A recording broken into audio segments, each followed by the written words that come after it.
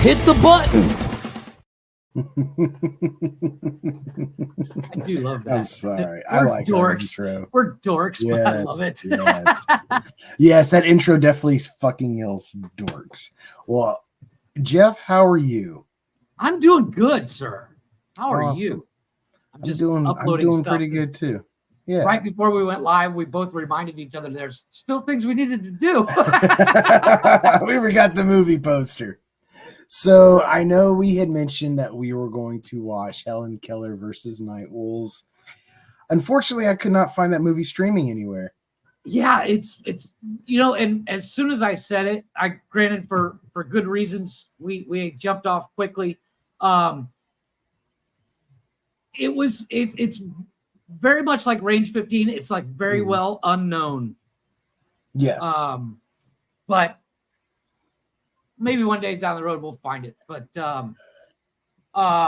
tonight we're doing.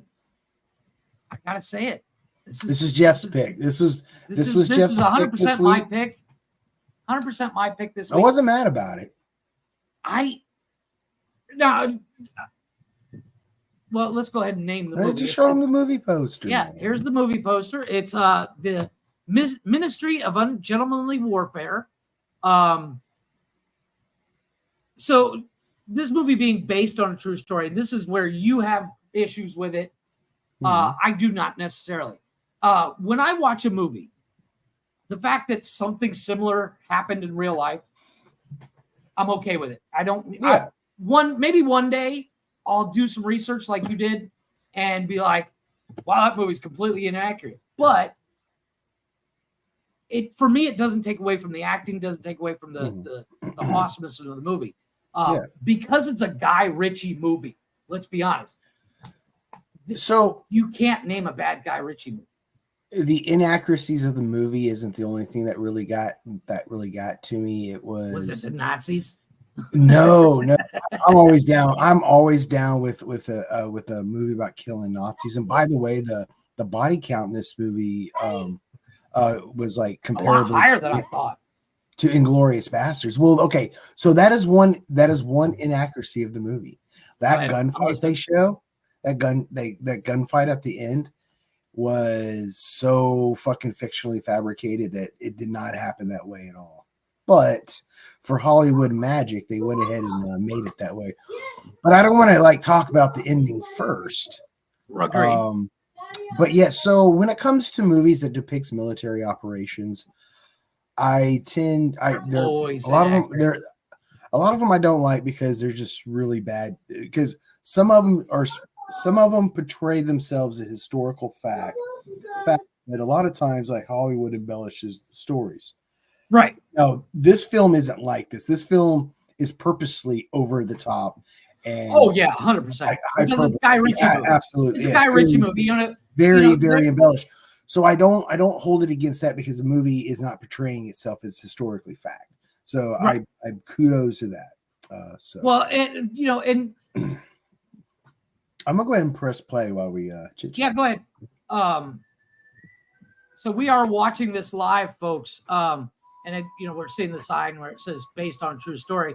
You know what I like about it is Guy Ritchie does this great. So this was taken from Winston Churchill's confidential files, declassified in 2016. Yes. I'm not sure how accurate that part is, but and that's the thing. It's those files were they were classified. I don't think they're step for step accurate. Yeah. Can we talk about the dialogue for a second? It's genius.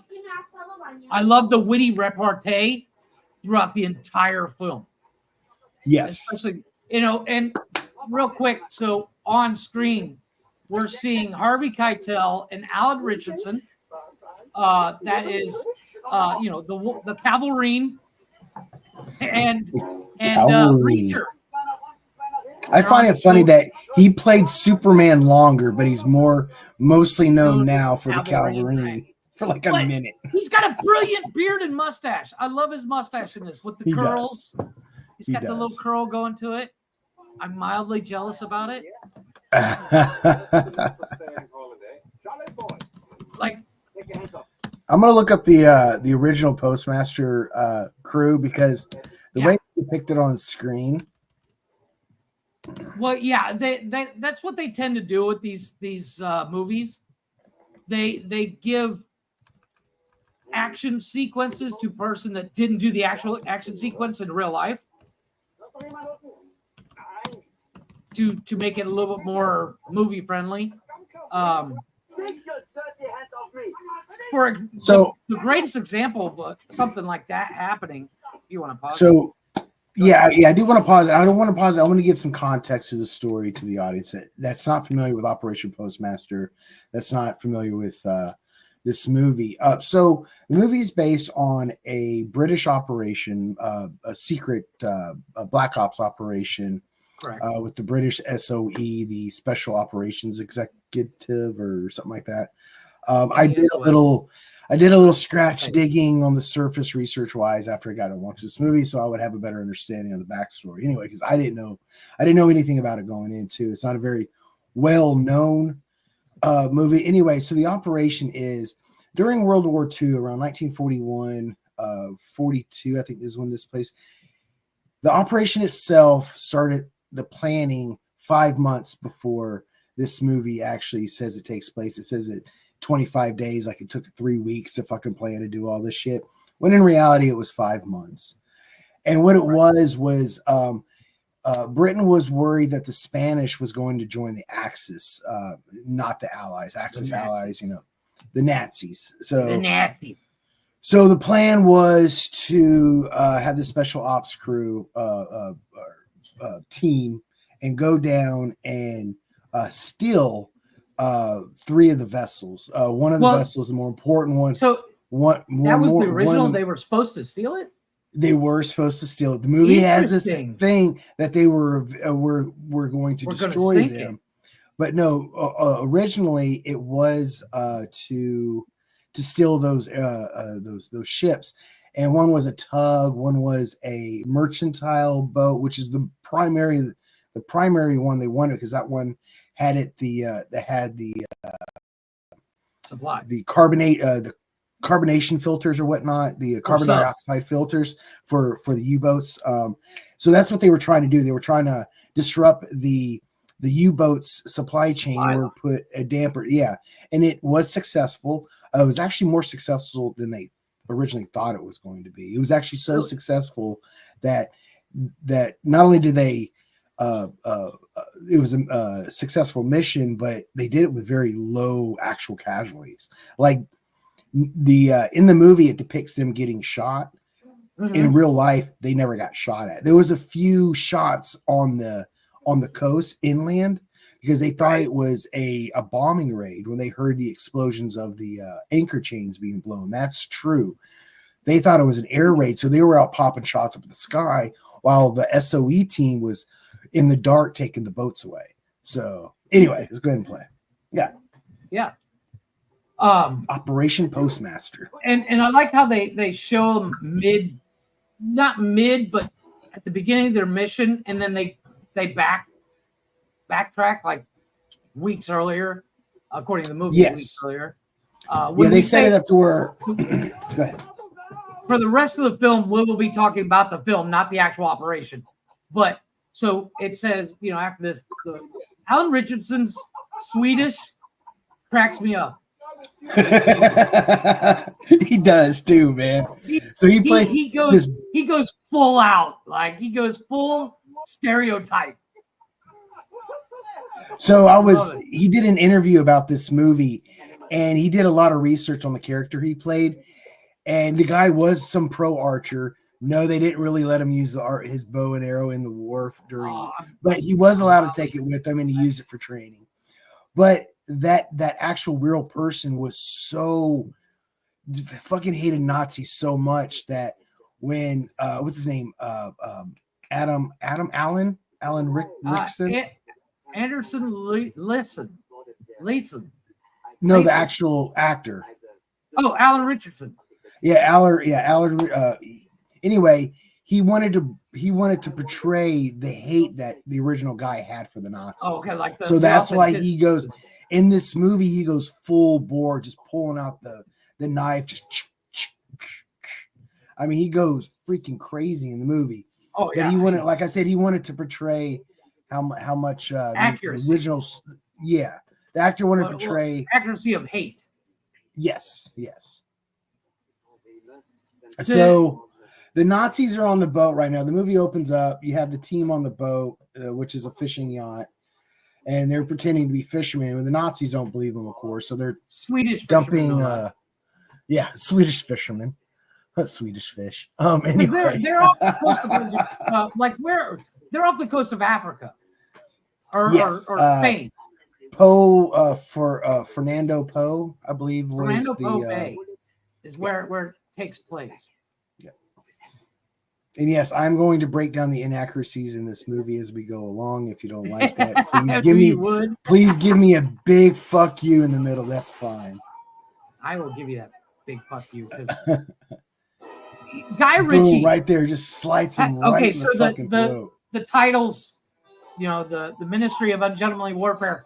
That is like, if you didn't know this is Guy Ritchie movie, as soon as you see those titles pop up, it screams Guy Ritchie or Quentin Tarantino. So, if you've never seen this movie before and didn't look anything up, I could see how you can confuse it for a Quentin Tarantino movie, right? Because he is. They have a similar style. But I think Guy Ritchie does it better in this style that this is played. Mm-hmm. It's funny, the guy that Cavell is portraying, if you see a real picture of him, and if you want to go ahead and describe the scene, Jeff, I'm going to look up the picture. So they're waving at Nazis on the boat, and I'm actually going to grab a screenshot. Because they're on what you would consider it's not a schooner, but it's slightly bigger than a schooner. I'm trying to get a good picture here. Waiting for it to pop up. Oh, and that's all right. It's gonna do that. And unfortunately, that's what happens. Yeah, but like this is like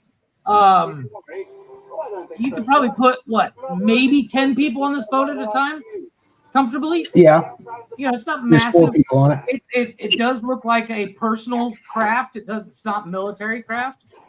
Yeah, it's so, and even in the original, like the actual real life story, they were on a fishing yacht. Right. So but it doesn't they were playing fishing trawler to me. So it looks like a pleasure cruiser. So here's a picture of here's a picture of Cavell, and then here's a picture of the gentleman he is portraying. Like the complete stark crassness. Very, very, very British. Yeah. Yes. So even like when the roles were casted, there was a lot of controversy. What's that word? Embellishment. Very, a lot of embellishment. Yeah. Well, yeah. I mean, it's like even the guy that plays Churchill. Who plays Churchill in this? We're about to. We have to look. But here's Churchill right here. Ronnie. So what had happened was, while the Nazis were threatening to burn down their yacht, one of the dudes, their bomb guy, fucking paddled around in a little I forgot what they were called, like he put a lifeboat or something. Charge. Yeah. Yes. And put a shape charge. Put explosives next to on the boat. the gunpowder room, no less. I love that my man is in this movie.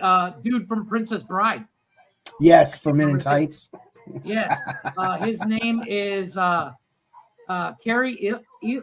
I can never pronounce his name. Eloise? I'm horrible at remembering actors' Carrie names. Eloise. I'm gonna put it in the chat. I remember the name. I typically remember the face more. His voice is on record.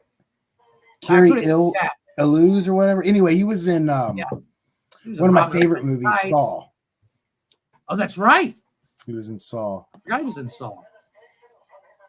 Oh, thank you, Glick. Was he sharing it out? Oh no, I put that there. Oh, okay. Yeah. I thought Dick was in the chat. No, I put it there because I couldn't pronounce dude's name. So this clip right here, they're showing a bunch of old videos from actual World War II. Right. Allied propaganda Newsreels, videos. Yeah, newsreels, journalism reels and stuff, which I thought, honestly, I thought it took a little bit too much time, but it also helps sets the mood. It sets up the mood and the fear that, you know, at one point, they're different military leaders come in and say we should fucking surrender to Churchill. So yeah. I wonder how accurate that was. So this so in the movie they make it sound like the operation was never approved and it was disregarded as off the book, so to say, right. Which it kind of was. But in the movie they portrayed as they're breaking command and they're doing the mission regardless of what right. Yeah. What the admiral says. The way they set it up is that Robin Hood Men in Tights dude, Churchill, and I forgot this character. There's like 5 people. Brigadier Gubbins, M. Yeah. Which like, in real life, Robert Fleming, he served in World War II under Churchill, and he wrote a lot. He's the one who, correct me if I'm wrong, I think it's Fleming's. He did James Bond, and the gentleman who plays Cavell's character, that gentleman was the inspiration for James Bond. James Bond off him, which I thought was kind of cool. And Brigadier Gubbins, the guy that Men in Tight guy plays, his real nickname was M, and that was also an inspiration. Yeah, they brought M on there, and I thought that was that's kind of really cool. I mean, you get that what the origins are of some of our favorite characters, to the point where one of these guys that were on the mission, they got so many medals from the king that when he got his last medal, the king was like, "You again?" There was one of them. Which one was that? I can't remember which one, but they mentioned it at the end credits, and I was like, "Holy shit!" Can you imagine? I think it's the guy who played Appleyard. Yeah. The guy that they had to go rescue, the prison break. Alan Richardson. Oh, it's Apple. Okay, it's Apple. Yeah. Appleyard. But, Appleyard. It's one of those things. It's like, it's like, I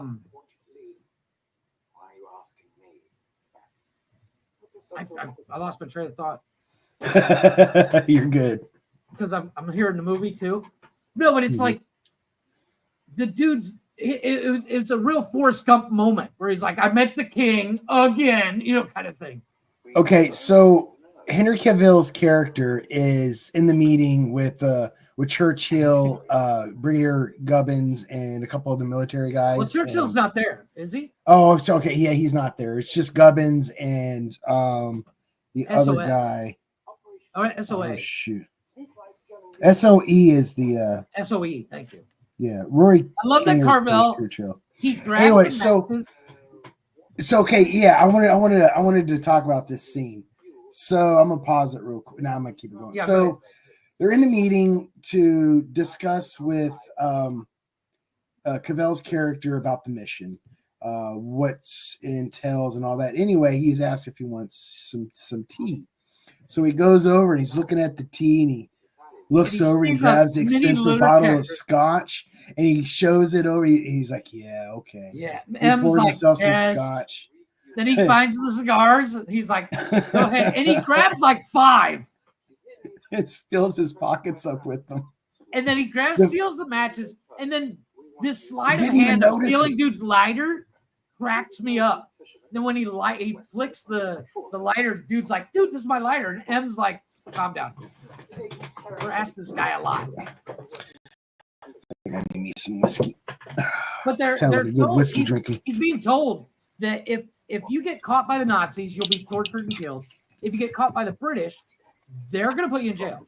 Yeah, remember they are working for the British.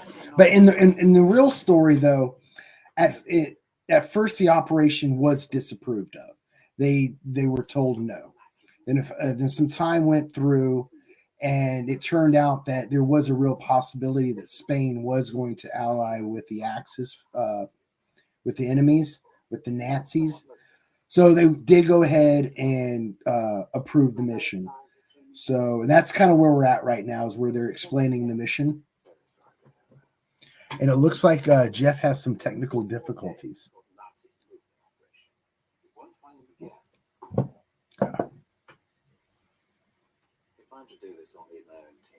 Okay, so they're asking him, he's going to accept the mission, and on his conditions is he gets to select his own team. Now in the real operation, he actually did get to choose parts of his team.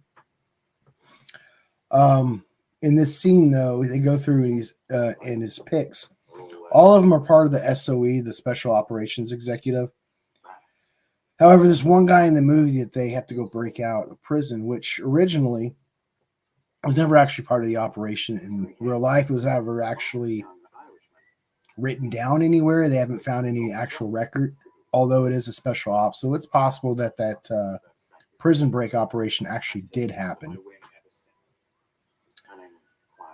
And then, but in real life, again, there was no real prison break. And the guy that they used in reference to the guy in the prison, God, this is so confusing when it's inaccurate.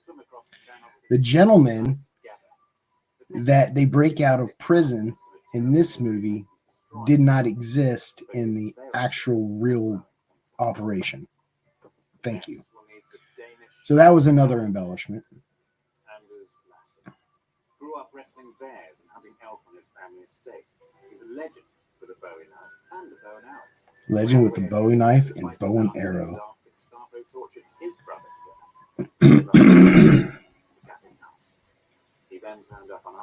Now I can't even pause the movie. I'm going to pause a moment, give Jeff a little bit of time. Oh, I think here he is. He's back. I'm having issues with my internet. Oh, you're fine, dude. I looked over and I got rambling on about an inaccuracy of the movie. I was boring the audience. That's okay. No, like I have this weird thing. My internet likes to just drop for a minute. Well, I know where your location is. I'm sure the hurricanes didn't help or anything. Yeah, exactly. And I think that's the main issue. I love I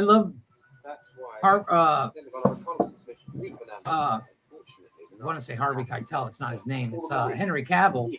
I love his obsession with coats. Oh yes, he's like, I gotta have that coat, and he walks out. He walks out with it. Walks out with it, and then he does the same thing when he sees the Nazis, and he's like, I gotta get a coat.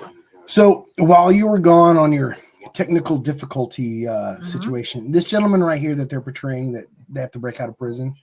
Yeah, that was never actually part of the real operation. Oh, really? That's upsetting. Yes. It's played by Alex Petrie. Yeah, Petrie. That's Appleyard. Now, Appleyard was a real guy that participated in the operation, but this story of having to break him out was all fictional.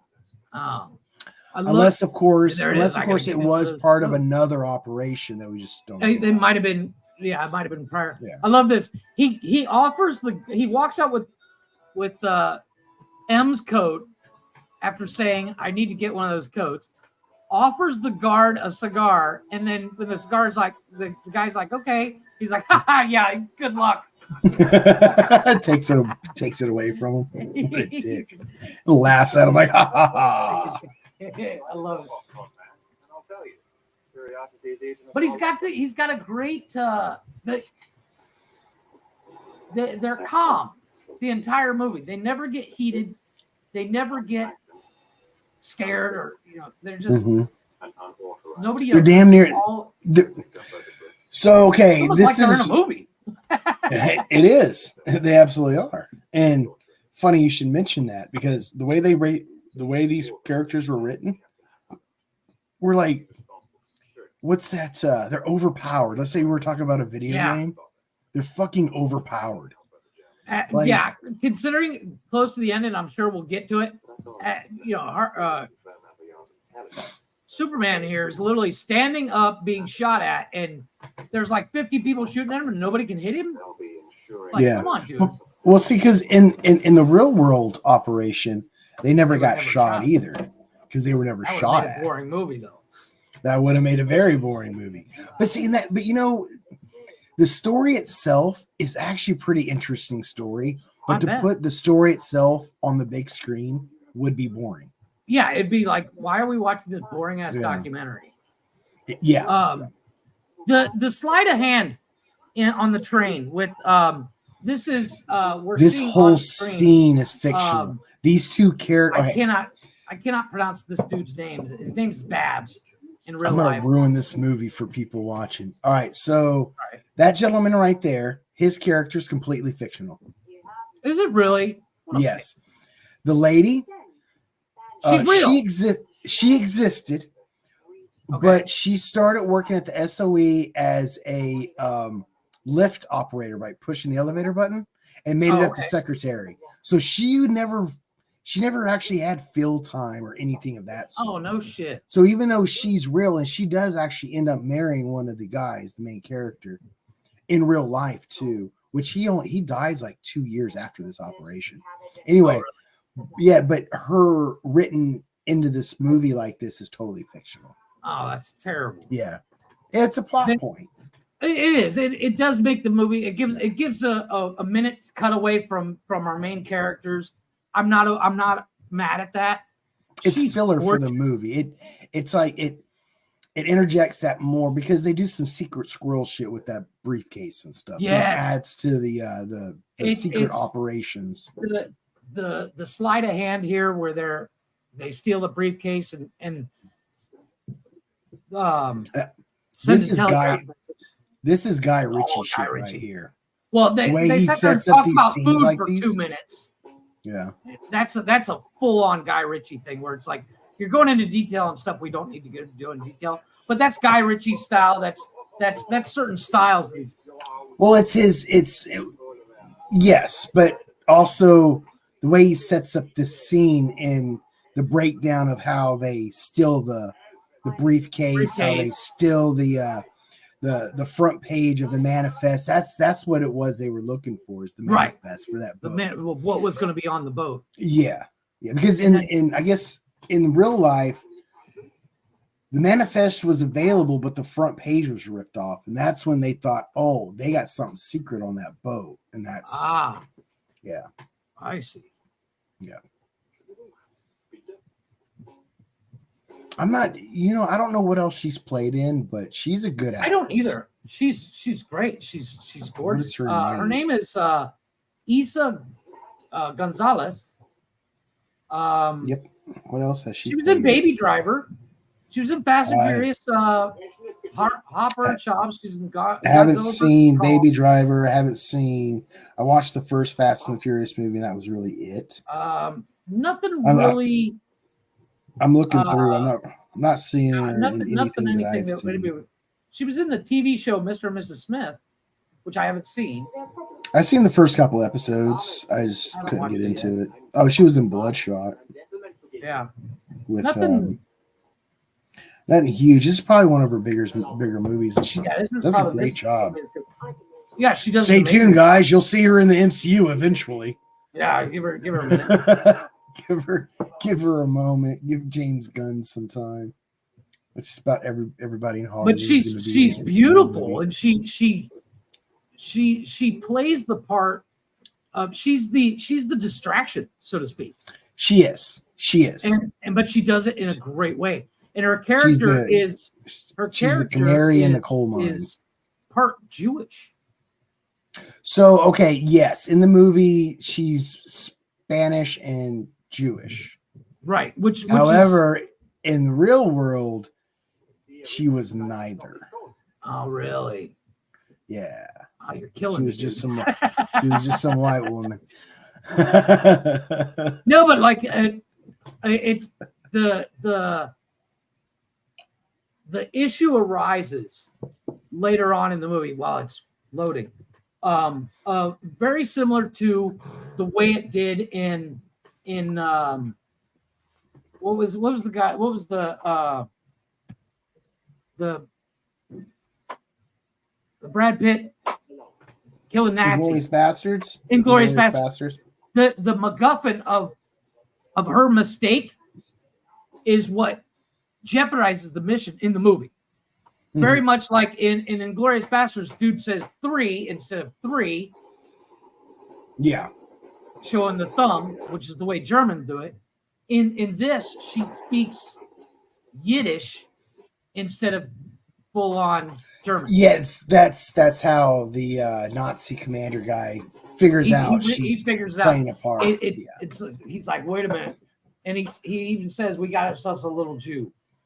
Yeah, but knowing that whole part is fictional now. Yeah, I know, that really fucking pisses me off. And also, okay, I'll wait till we get to the party part, and then I'll explain what's other parts that's wrong with that. Oh, I have a problem with that party scene because she's wearing something so revealing. Oh, I don't have no problem with that part. Dude, it's the 40s. It's the 40s. Nobody walks around like that, even at a costume party. But I didn't have any problems with that. Oh, I had no problem with it, but for accuracy reasons, I was like, you're not going to get away with that. I don't want to objectify, but she is a very attractive woman. She is. I'm not objectifying. I'm stating a fact. She's gorgeous. Well, I mean, I don't want to just say, oh, she's just sexy. That's the best part. But I can say that about. She's a good actress. I can say that about Alan Richardson, and I can say that about. Alan Richardson is a fucking god. He's dude's he's carved out of fucking chisel. He's chiseled out of stone. Jesus. God, I'd like to see him out of bed. I was like, "How you doing, Daddy?" when it comes to these younger people trying to take on the roles of these old action movie heroes like Stallone and Schwarzenegger and stuff, like Alan Richardson or Richardson or whatever his name is definitely up there to fucking take the action hero fucking crown. But he's not too pretty. You know what I mean? Like, you look at some actors, like, you're way too pretty to be beating somebody's ass like that. Fair.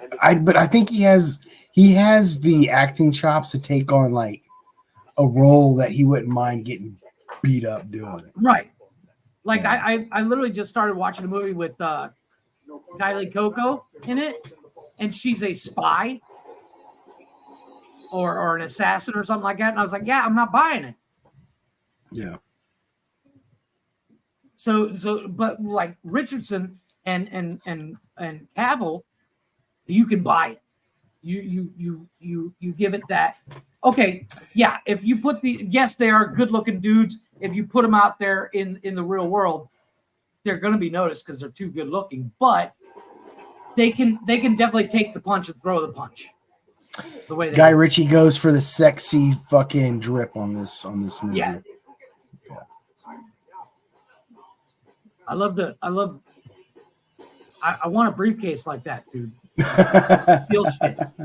Go to jamesbond.com. I bet you can find it. Well, no, actually, put in the code 007. Save you 15%. What's that Baywatch movie? They did the cooler in the movie Baywatch, the Baywatch movie with The Rock. Yeah, they made a cooler that did the same thing. I didn't watch that. They made a cooler. They confiscated a cooler that did the same thing. It was people stealing coolers off the beach. I never watched the show. And I never watched the movie. Baywatch was never. The movie's not terrible. The movie's not terrible. Why is it not terrible? It's It's one of those movies just like this, where you have to take it with a grain of salt. Like you're taking it with a grain of salt of its inaccuracies. Well, Baywatch is a fictional take it with a grain of salt because altogether. It's so bad, but it's good. Well, I mean, this movie isn't bad for those reasons, though. No, like because Baywatch has ultimately always been a fictional fucking story, right? I do like the guy they got play Churchill in this. I do too. I mean, they put him in a big boy suit. The best Churchill was Lithgow. Oh, John Lithgow, yes. John Lithgow as Churchill did an amazing job. In the guy playing Churchill on here is Rory R-O-R-Y Kinner. Yeah. I've never seen him in anything. He's a small looking dude too. I know he doesn't. Like they got a ton of makeup on him, but it's not. Sometimes it looks like it's CGI too. Right. Some of the shots. Hitler. You know, if I ever get a chance to play a role, I want to play Churchill. Not that I can pull it off, but he gets to smoke the entire time. Oh, that guy woke up fucking. God, he had a whiskey, like a whiskey and a cigar, like every couple hours or every hour or some shit like that during the day. I'm in. He was that was a time when living like that was okay. Now somebody now does you'd that. be like, well, you get this lush out of Parliament, yeah. No, but like again, you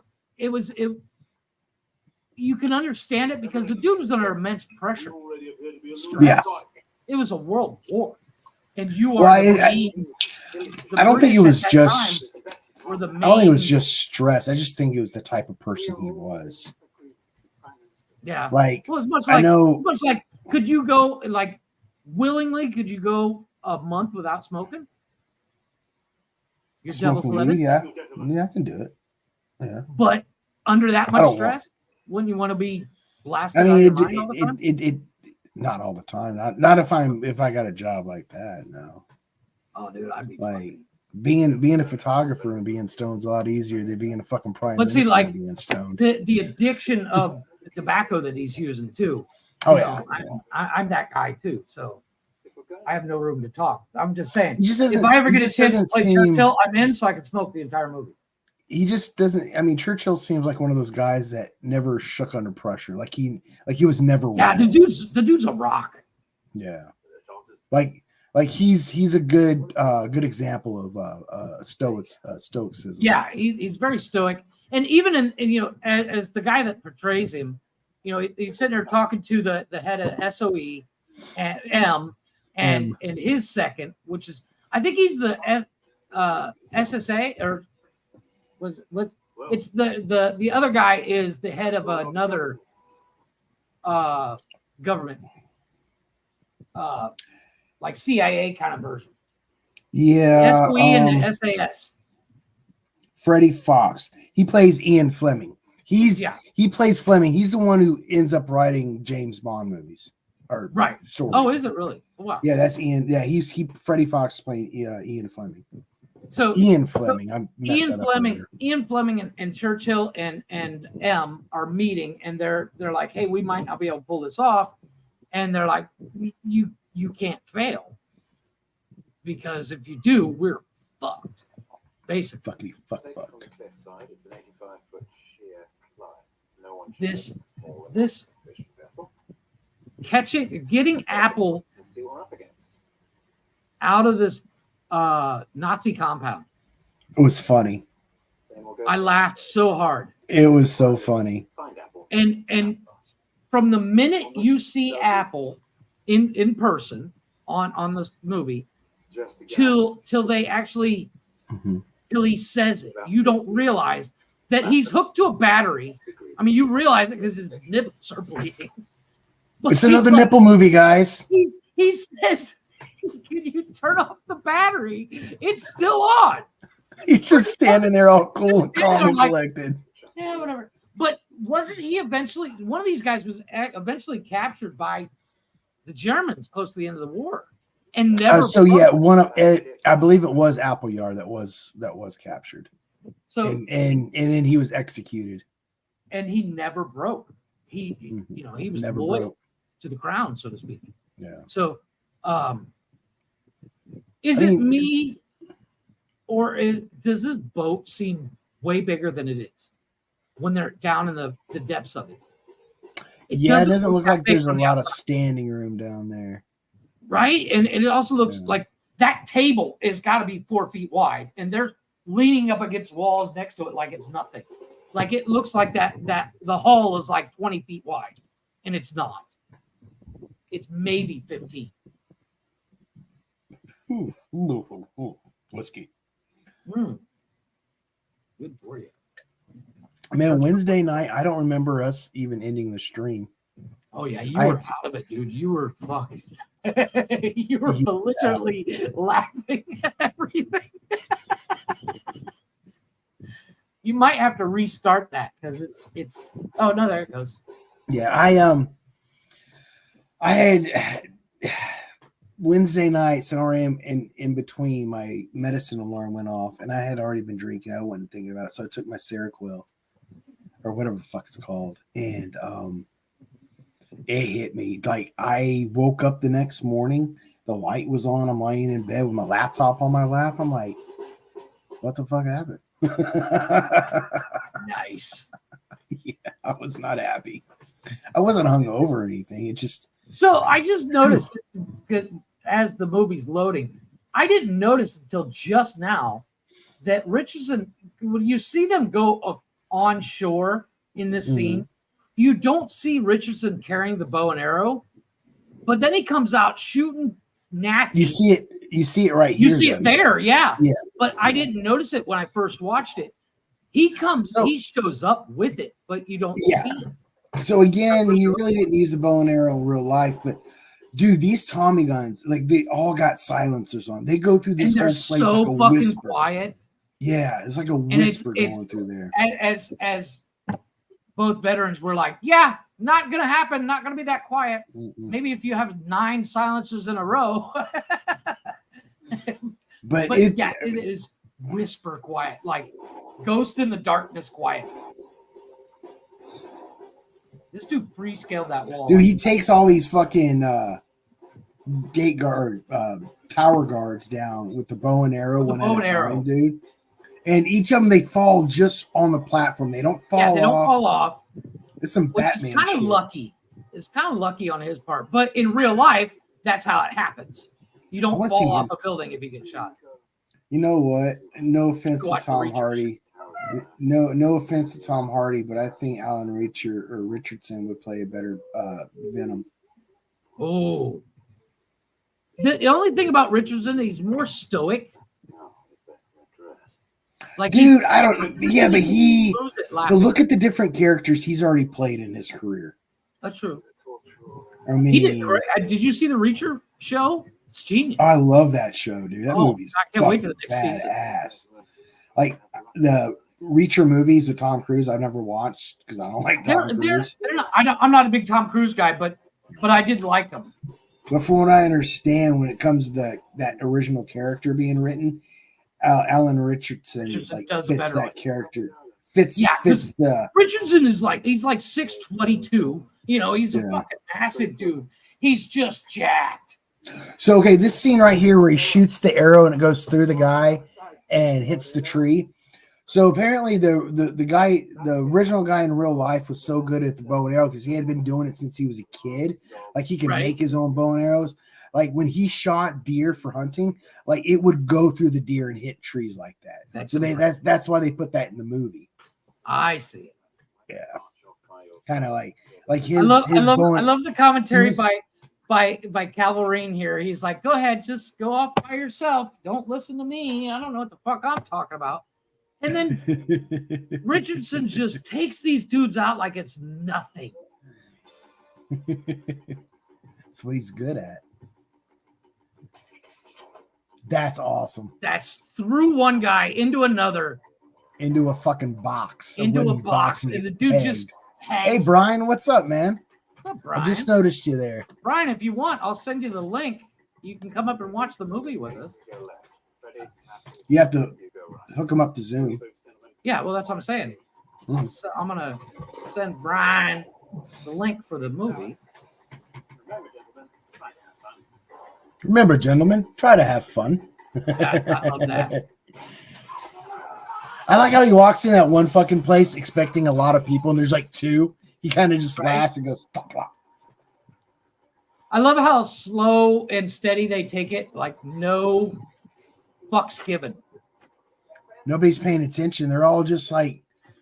Well, this one guy sees it, and he gets yelled at for speaking up. Yeah.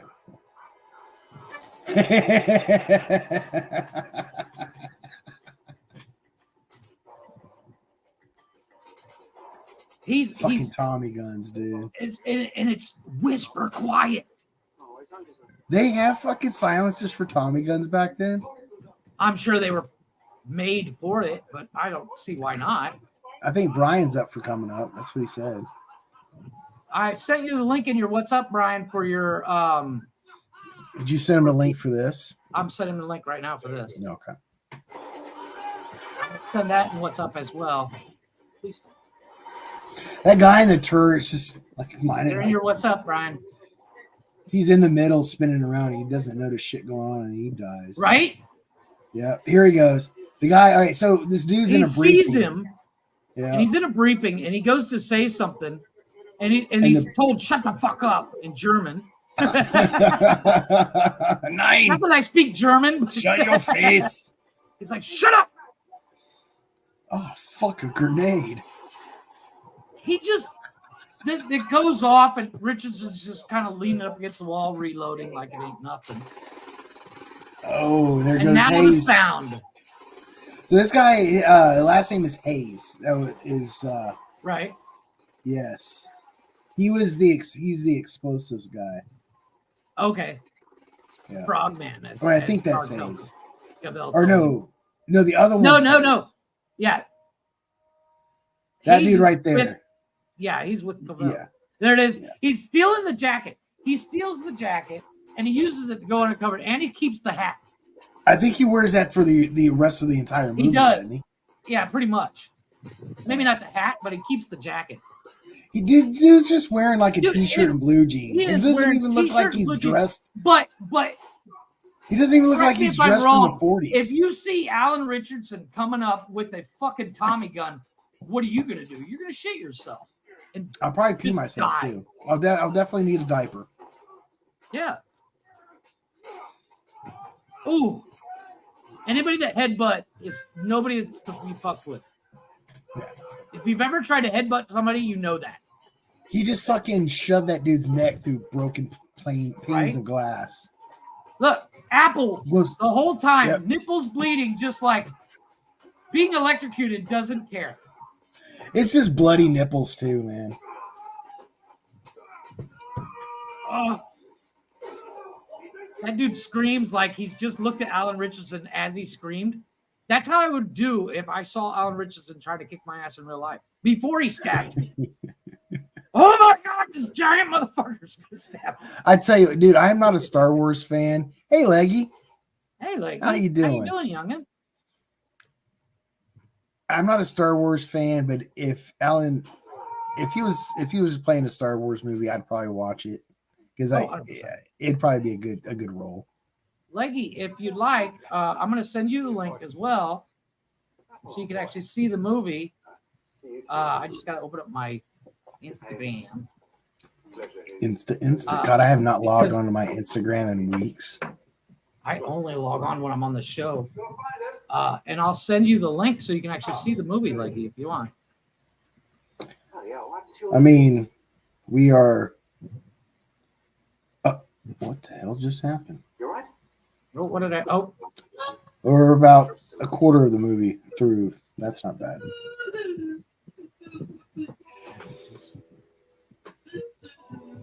So for those joining us, we are watching the Ministry of Ungentlemenly Warfare and talking about it, discussing it, reviewing it. Unfortunately, we can't show it on. I'm sitting here everything, but being a pedantic, and I'm tearing apart. You're ruining my movie. I'm ruining it up.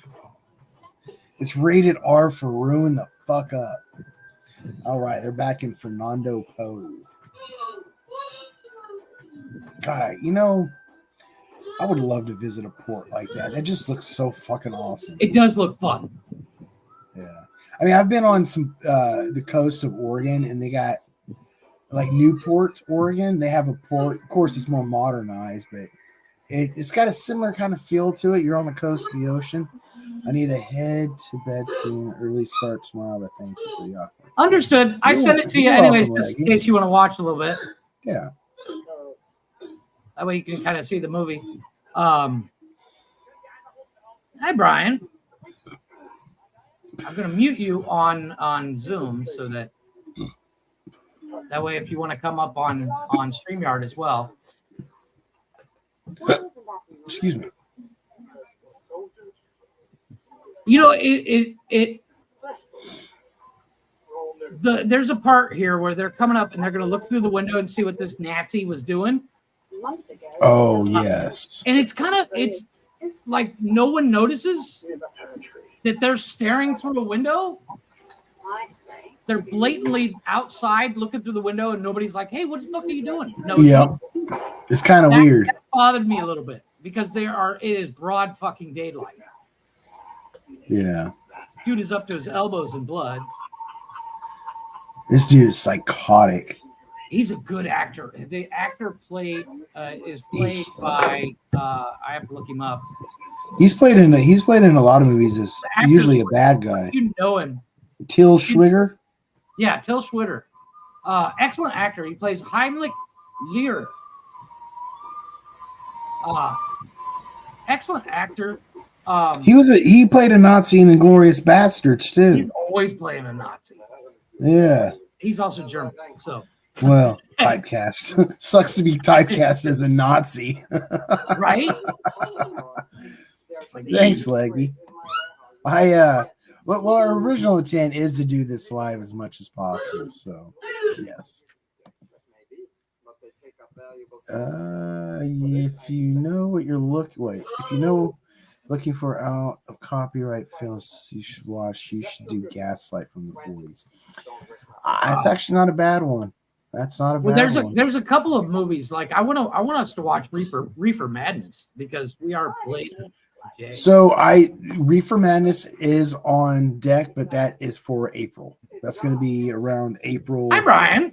Of next year. Matter of fact, what's that, Brian? Let's see. April. Have you seen this movie yet, Brian? No, I haven't. It's really good. April 18th, we'll be watching Reefer Madness. I see it advertised for. So yeah, and that's where I like. This is my movie pick for this month. This episode, this week. But it was one of those things. I started watching it the other day, and I sent Blaze a message. I was like, "Dude, I got the movie for this week." That's because we couldn't find Helen Keller versus Nightwolves. We couldn't find Helen Keller versus Nightwolves. You would have loved last week's movie, Range 15. Oh, Brian, I never laughed so hard on a live because I had never seen it. Now, in fairness, Blaze and I never saw this movie before we decided to watch it, but we don't want to do a reaction because we can't show it.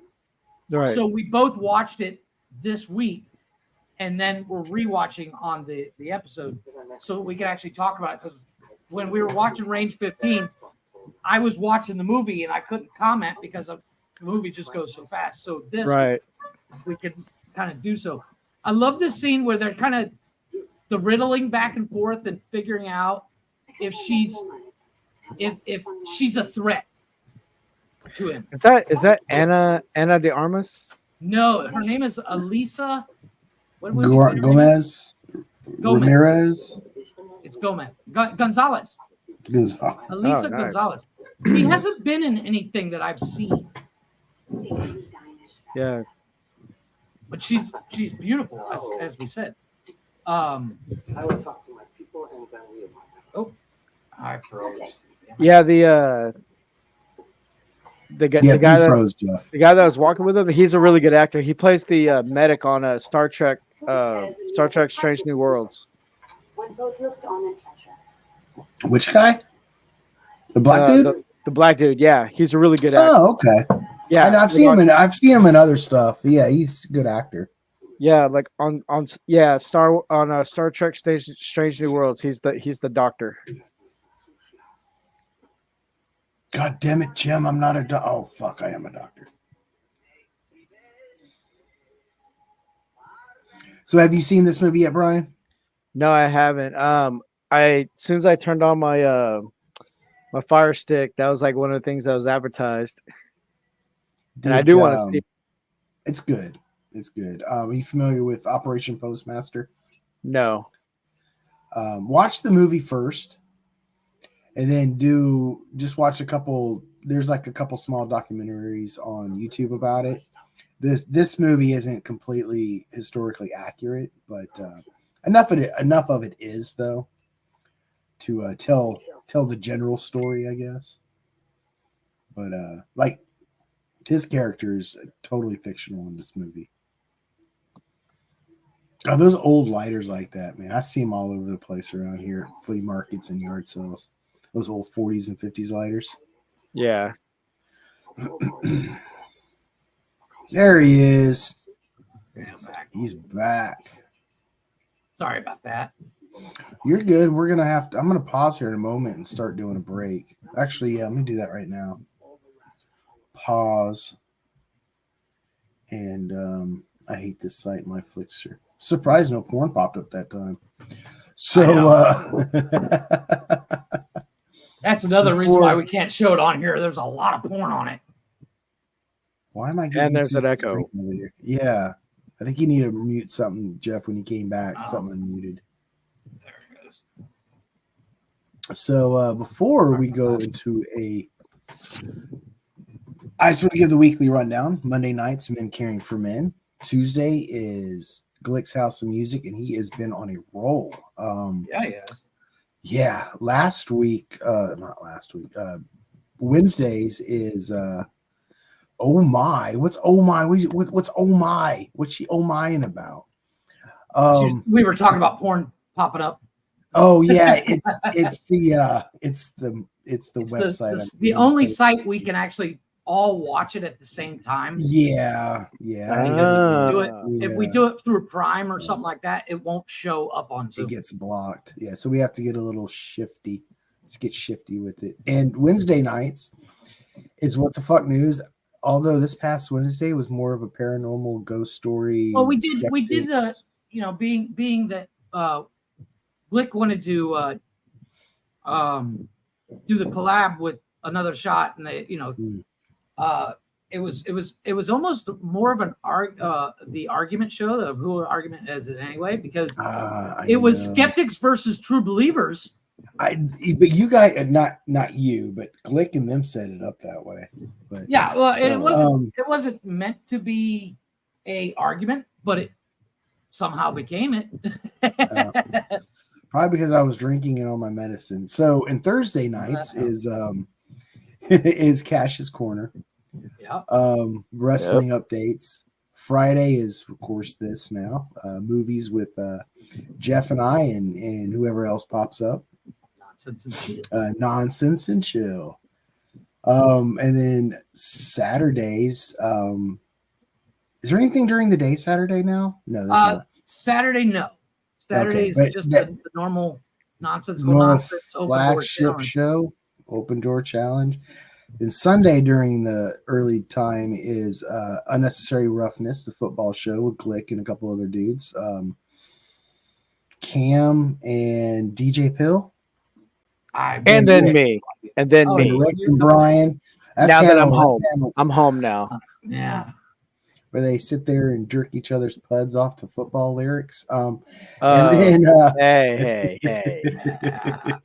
No. I talked to Glick yesterday when I was on the road coming back into Texas and everything, and I told him like, yeah. So yeah, like for like tomorrow, all of next week, and then all the way up to like next Monday or the following Monday, I'll be home. Good. And then after that, Tuesday, I'm back on the road and back out to the damn desert. Well, that happens. Yay, breeze on. I mean, but yeah, that's my job though. It's my new job. It's like 14 days on, 14 days off. Okay. Yeah. So.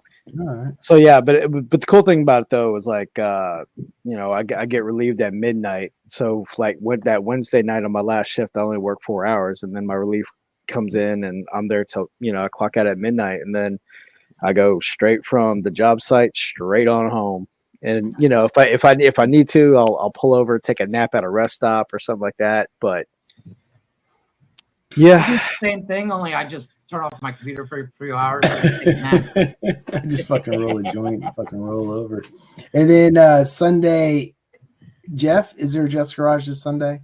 This Sunday, probably not. I have an idea of a singular show where I might come up for an hour, and I want to do. I literally just thought of it today. I want to do the origins. I think I'm gonna go with the origins or why it's that way. Things like why do we say cheese when somebody take a picture? Okay. Well, I guess because we go cheese is like you smile when you say it's because it makes you smile. In Mexico, they say whiskey. Yeah. Oh, not whiskey. tequila. No, they say whiskey. Well, because if you say tequila is whiskey, it's just Mexican whiskey. Yes, Mexican whiskey. But yeah, I'm contemplating doing a back and forth until I get Jeff's Garage with guests and all that fun stuff. Mm-hmm. I'm contemplating doing a show where I just come up and say, what up, you know this is the origins of this, and this? Because I find that stuff weirdly interesting. Yeah, I mean, I still watch the TV show from time to time, the How It's Made. Oh, I love that show. I love it's like that show. ASMR for my brain. Yeah. So you can also find us at our various links on BioLink /Nonsensical Network, and we even got merch. Get our merch. If you guys don't know, go spread us onto you. And on that note, just spread it. Spread Shop is the name of the website. So yeah, Blaze came up with Spread Us on You. Jeff tries to say it. We're pervy. Jeff says it is fucking cringy as fuck though. Yeah. So I did not update the commercial breaks, guys. So you're gonna have to go with the old 40s and 50s. Yeah, 40s and 50s no, it's 50s and 60s commercials like I did last year. Correct. So let's roll. Friend, here is a report that every smoker in America ought to know about. In a recent decision, the Federal Trade Commission says of Brand X cigarettes that the use of diethylene glycol as a hygroscopic agent in the manufacture of X brand of cigarettes does not render such cigarettes non-irritating or less irritating than other leading brands of cigarettes using hygroscopic agents other than diethylene glycol. Now, if the federal trade decision has made you wonder about the contents of your cigarette, you can be glad if you're smoking Chesterfield. Chesterfield gives you scientific facts and names its ingredients. Chesterfield uses tobaccos pre-tested by laboratory instruments for the most desirable smoking qualities and kept tasty and fresh by the only tried and tested hygroscopic or moistening agents proven by over 40 years of continuous use in USA tobacco products as entirely safe for use in the mouth. Pure natural sugars and chemically pure, harmless, far more costly glycerol, nothing else. Chesterfield has the newest and most modern research laboratories and factories staffed by experts. Outside independent consultants include many eminent scientists from leading universities. Believe me, friends, Chesterfield has for your smoking pleasure and protection every advantage known to modern science. For you, that means Chesterfields are much milder, with an extraordinarily good taste and no unpleasant aftertaste.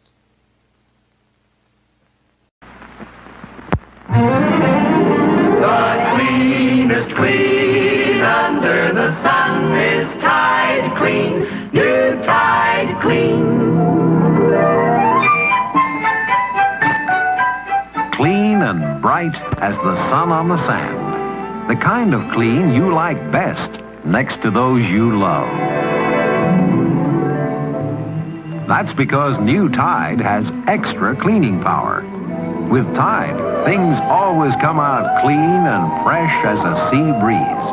More than white, more than bright, really clean. Clean. The cleanest clean under the sun. What a wonderful sight when your wash is done. The cleanest clean under the sun is Tide Clean, new Tide Clean. Come and get it, a big surprise. And you have the surprise for me? Yes, sir. It's a new breakfast cereal called Maple. From now on, you're really going to like oatmeal. Take off your hat. The hat. I want my cowboy hat. After breakfast. I want it now. Like maple sugar candy? That's oatmeal. Right.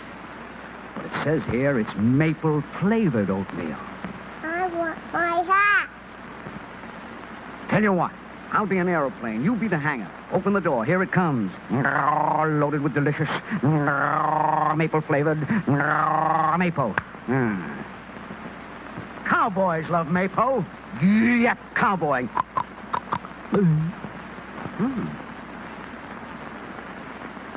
I want my maple.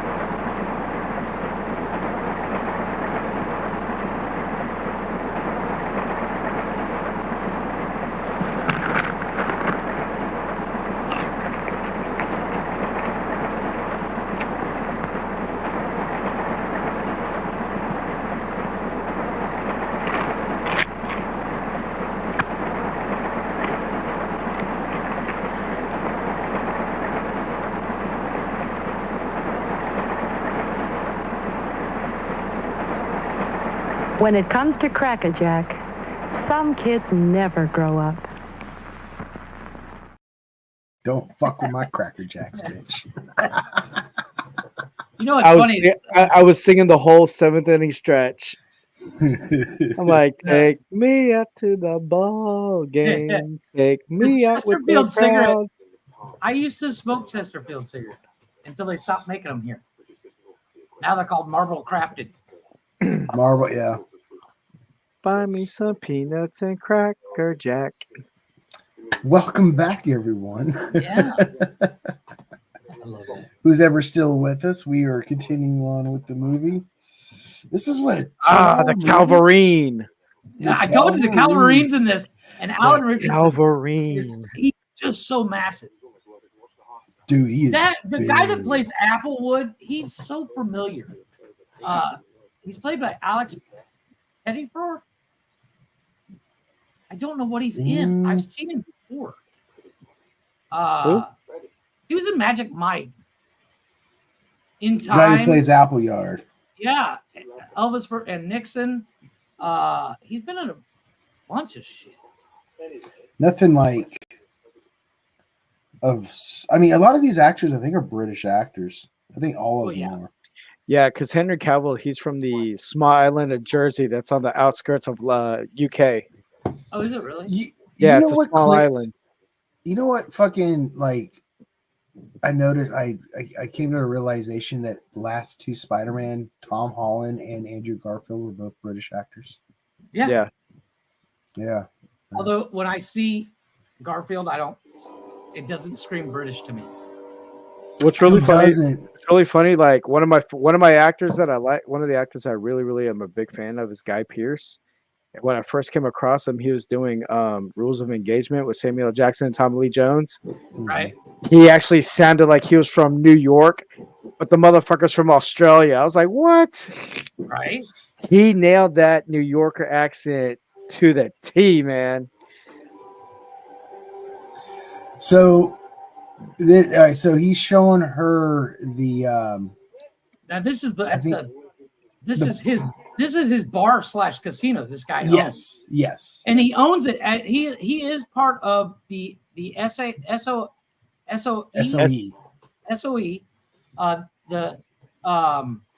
He's not on screen. The guy with the hat on, Brian. He owns it as part of the SOE, but he's kind of undercover, so to speak. This guy that you have on screen, his name's Fernando. He's actually the head of he's like the captain of the port. Yes. Okay. So the Nazi guy is captain of the port. The gentleman in the hat, I keep forgetting his name, black gentleman.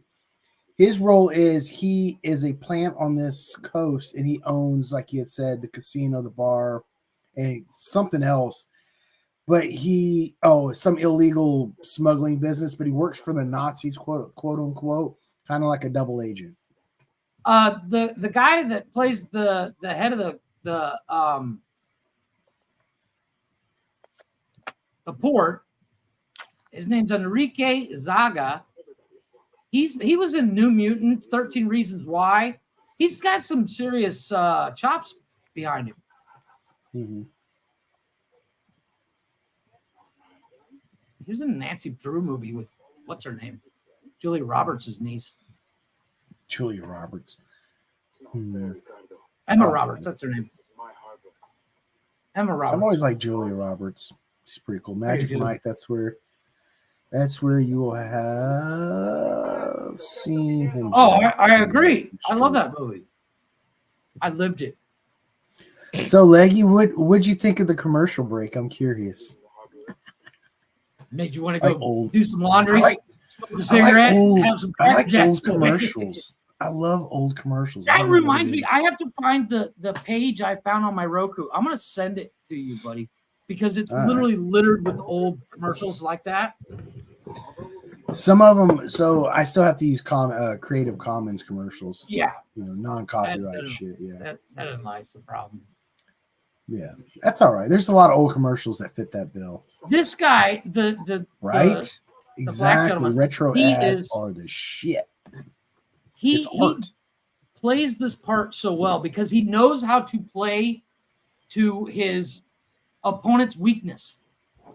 You know, the head of the port here, he's kind of a lush and kind of angry, and he's a buffoon. Well, he's a guy who doesn't understand his authority. The thing is, he is born and raised in the region. The Nazis have taken over, and it's he kind of has to roll over and go with the Nazis, and he's pissed off about it because you can't be a one man army, so he just has to play his part and not get killed. Not that works out for him, but so he spends his time drinking. I kind of feel for the guy. I mean, yeah, he's kind of an asshole, but for good reason. And yeah, the answer to her riddle, she gave him a riddle, the Nazi.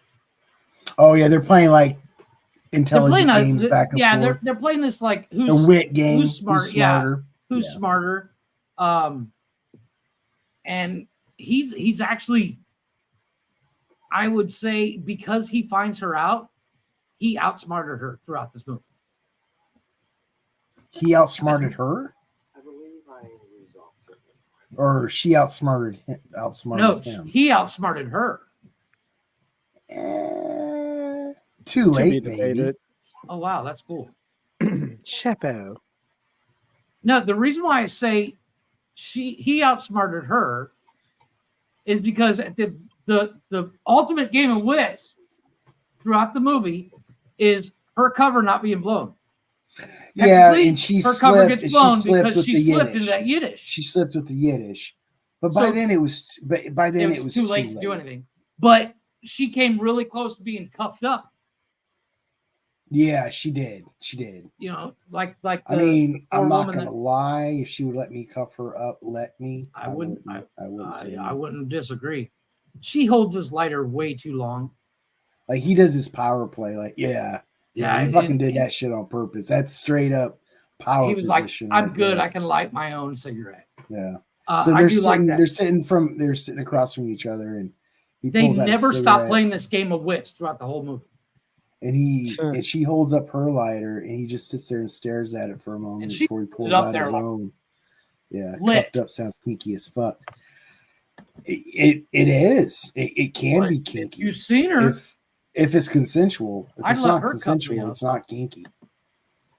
No, it's just wrong. It's just downright wrong. So unless she wants to cuff me up, because then I'm okay with it.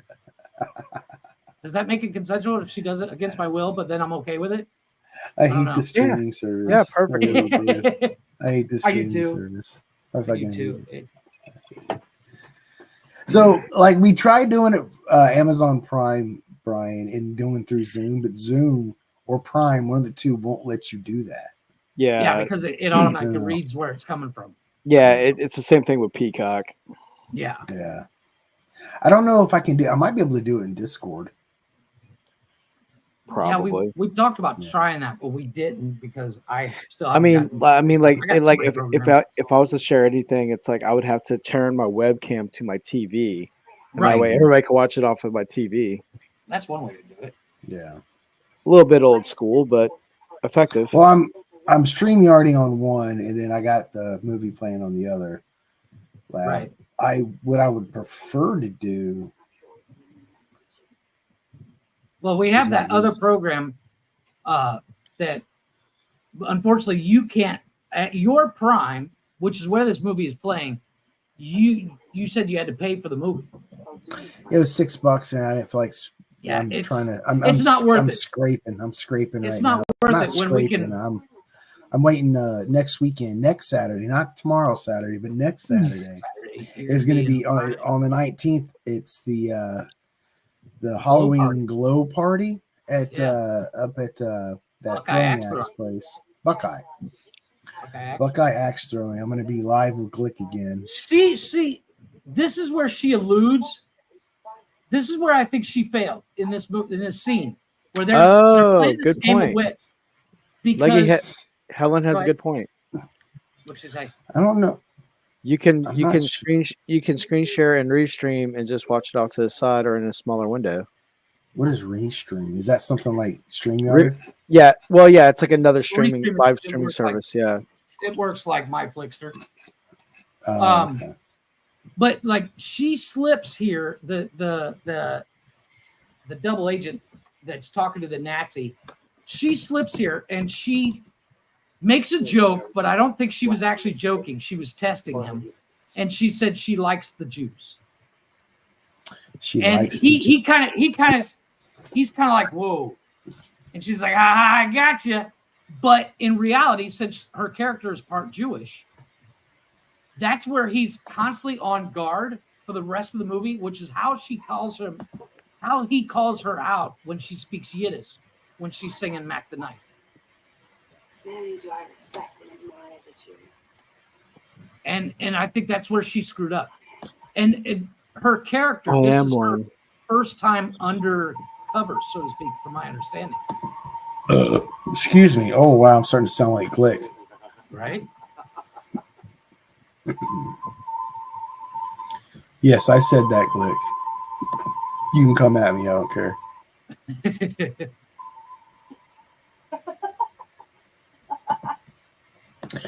So I'm going to show, the guy who plays Appleyard, I'm going to show a picture of what the real life person is. But look at this guy. The guy on the right is the real life guy. Right. But who does he look like that's a modern day actor? I don't know. The guy who plays in The Walking Dead. The guy who plays in The Walking Dead. Yes. The original guy, Rick. Rick Grimes, though? Yeah. Why didn't they get him to play Appleyard? Because he's not British. Plus, he's busy filming the. He's Australian, isn't he? I know he's not American. He's not American. No, he is British. Is he? Yeah. Andrew Lincoln. Well, he was probably busy because he's filming that the spinoff of Walking Dead. That fucking show is still not done. Michonne. No, because they got Daryl Dixon. He's in Paris or he's in France. They're the. Good luck at the hospital tomorrow. Hoping nothing's bad. Good night. Let us know how it goes. Speaking of which, I need to check in with Connor. That reminds me too. Yeah. So, this is when they find out the ship's going to be leaving 3 days early, and they got to speed it up, and they didn't want to do the shortcut previously because A, they had time, and B, that would put them closer to the Nazi U-boats. Not just that, it puts them in also close to other British fucking warships too. So they were going to be in between. If they're caught by the British, they go to jail. If they get caught by the Nazis, they're going to die. The Nazis. Damned if you do, damned if you don't. Yeah. Nazis. And they figure out how to cut 3 days off. Why is he wearing a chef's hat? I just caught that myself. I was just about to say the same thing. I was like, why is he wearing a chef's hat? I'm assuming he did the cooking. I mean, he's the guy who works with explosives, so he would know how to be a better cook, I guess. I don't know. I like the split screen here. The use of split screen is kind of genius because it saves you camera work of going back and forth, and you get the exposition as well. Yeah. They are in mid Africa? U-boats, ladies and gentlemen, it means submarine. Yes. Now, Nazis call their submarines U-boats for underwater boats or some shit. I can't remember. There was a reason for it. Oh, I gotta send you guys a video I found last night. I fell in love with a new show that I can't find, but I found it on YouTube. I'm loving it.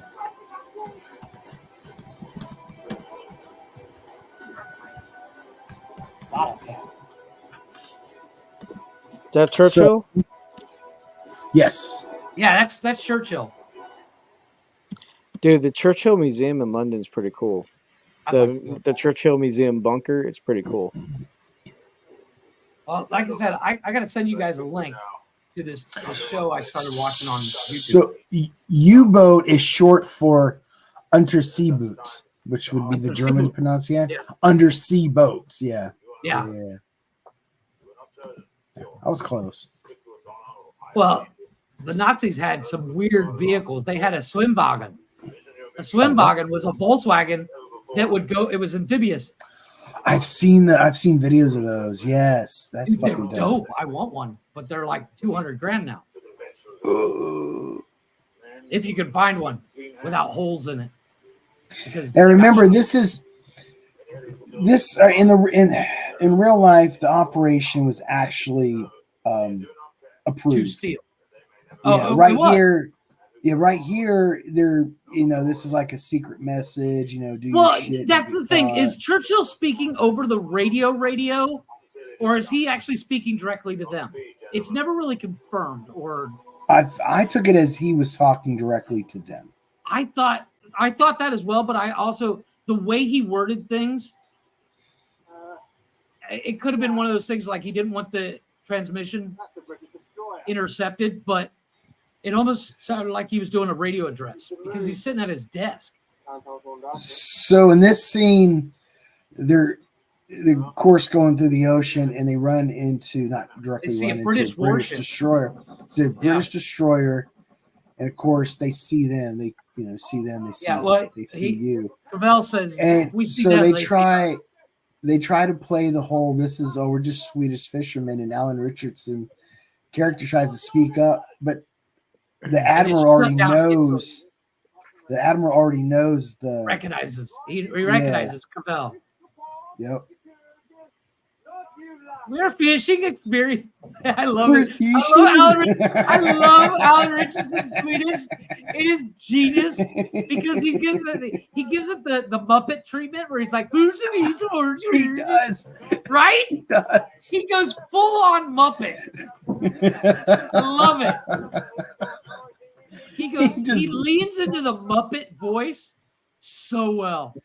Oh man. Where it could be almost offensive if I was Swedish, but it's so good I don't care because I'm not Swedish. So fuck them. Fuck it. I love it. It cracks me up.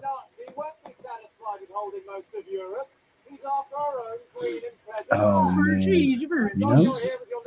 And and they get called out. They're basically busted.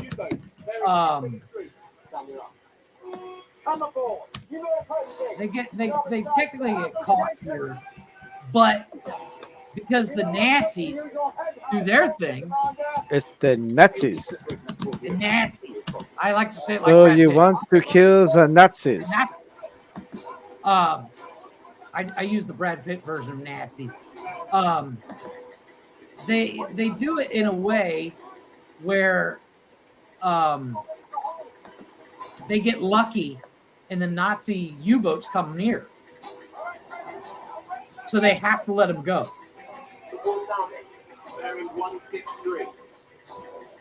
Which is mildly disturbing because, as you said, it was approved. So this is all done for movie magic, so to speak. Movie magic. We need that clip.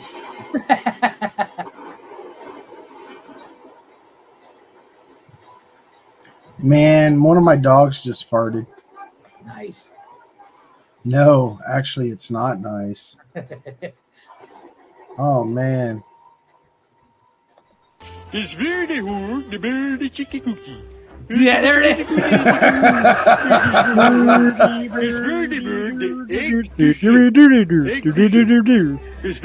love it. That's what it sounds like. That could be Richardson right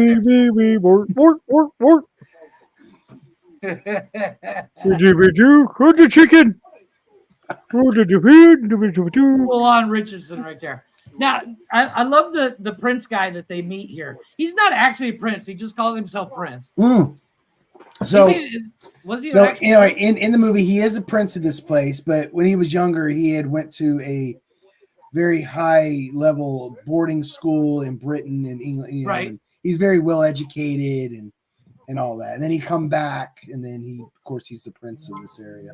I just sent you guys both a link on WhatsApp for a show that I started watching on YouTube. It's genius. What's it called? And does it have boobies? It's called Operation World War I and Rare Finds. It's combat dealers. It's about this British dude that goes around all over Europe and buying World War II items and then selling them.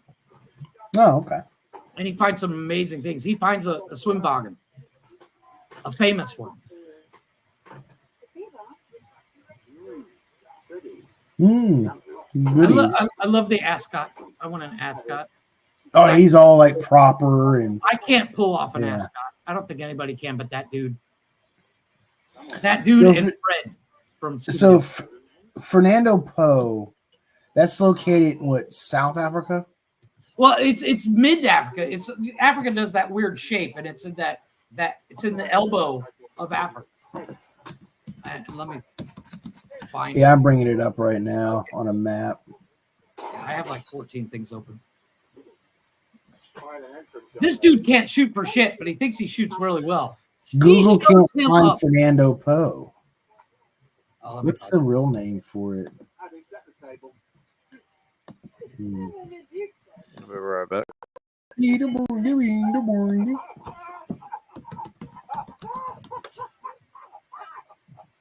Well, Fernando Po is an island. Bioko. Oh. I think that's the real name, Bioko.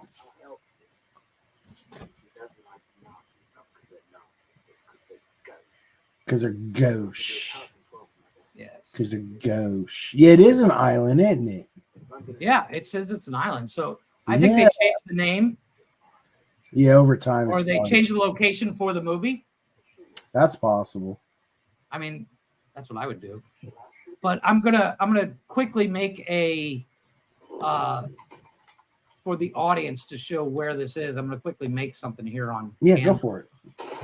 I just so they portray her as like this sharpshooter, badass chick that field operator, secret freaking.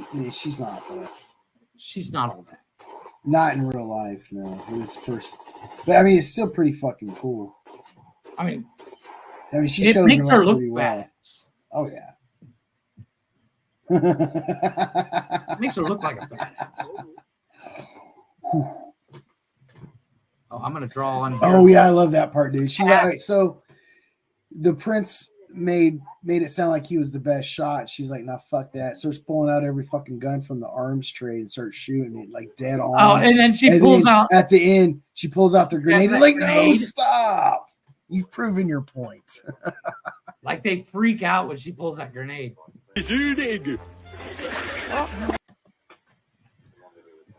Oops.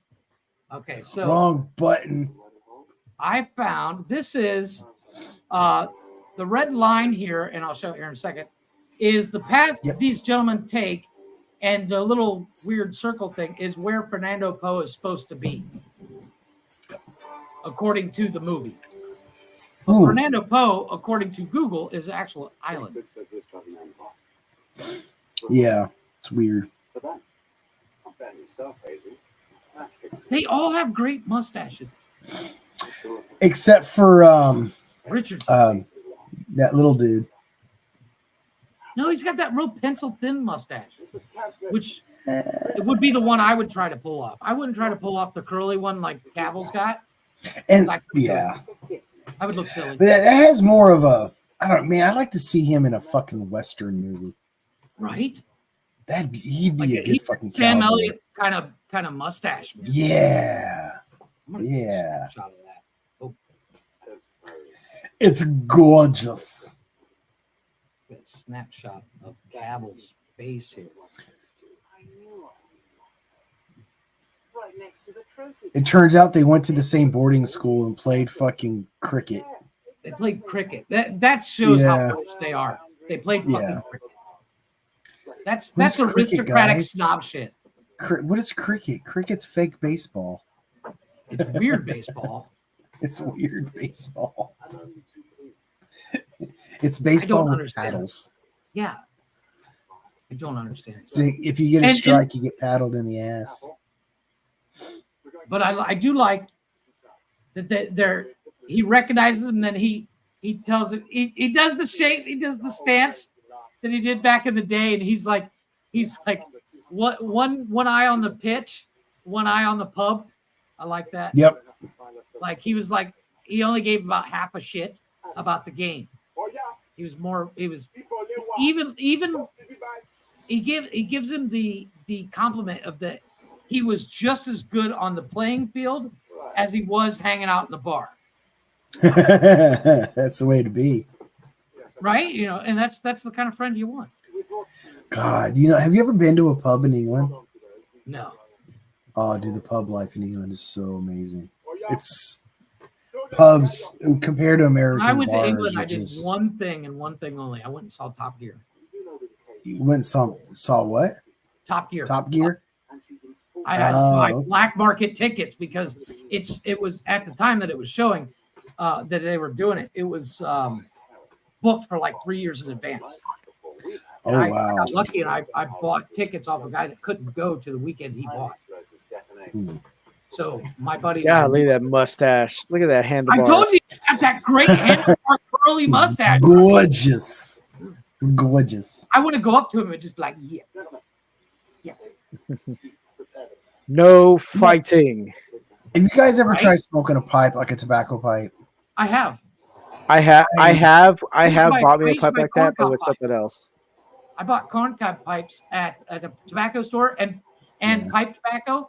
And my cousin and I, for like 3 weeks, we thought we were cool as shit until my uncle. I tried switching to a pipe from cigarettes, but it was so inconvenient during my smoke breaks. Right. Like I didn't have that was the issue I had too. I have a 5-minute smoke break, but it took me 5 minutes just to get that fucking thing all tamped and loaded. And it's like, fuck, somebody give me a cigarette.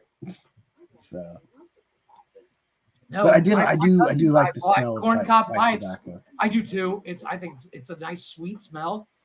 Mm-hmm. That reminds me, I need to reach out to that candle company. Let's see if they'll sponsor us because they got some cool candles. Oh, that reminds me. I got a picture of the boat here. This is for the audience. So the boat. So it's not very big. One of the reasons why they went to the Prince of Fernando Poe is so they can recruit some help. They need backup. They need backup because there's more Nazis there than originally thought. Which it wasn't really an oversight. It was like more of a. It just kind of happened to be that way.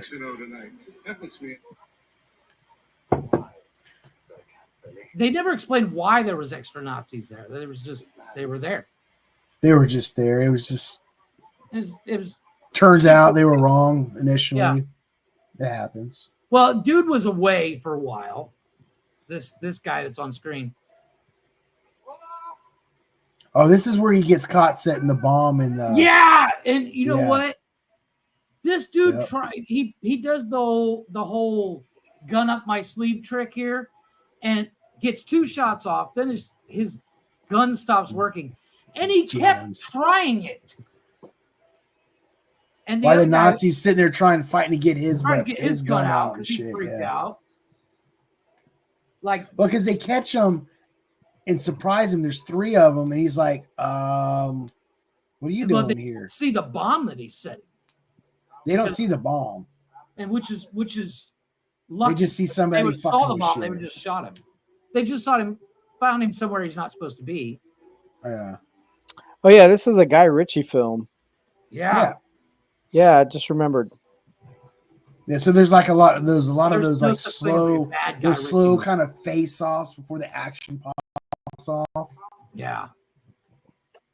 There's no such thing as a bad Guy Ritchie movie. Let's be honest.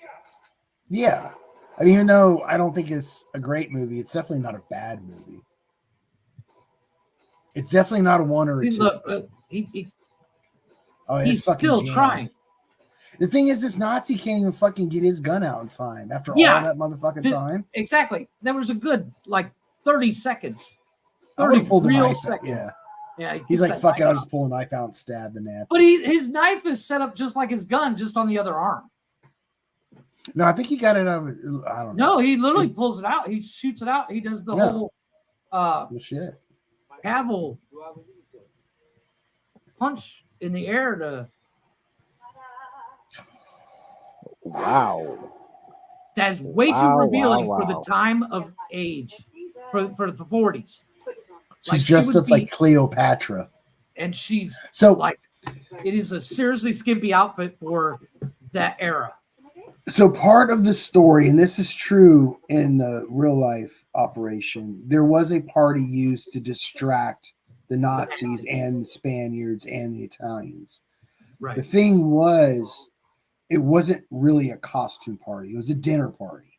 Okay. So in real life, it was a dinner party. In the movie, it's a costume party.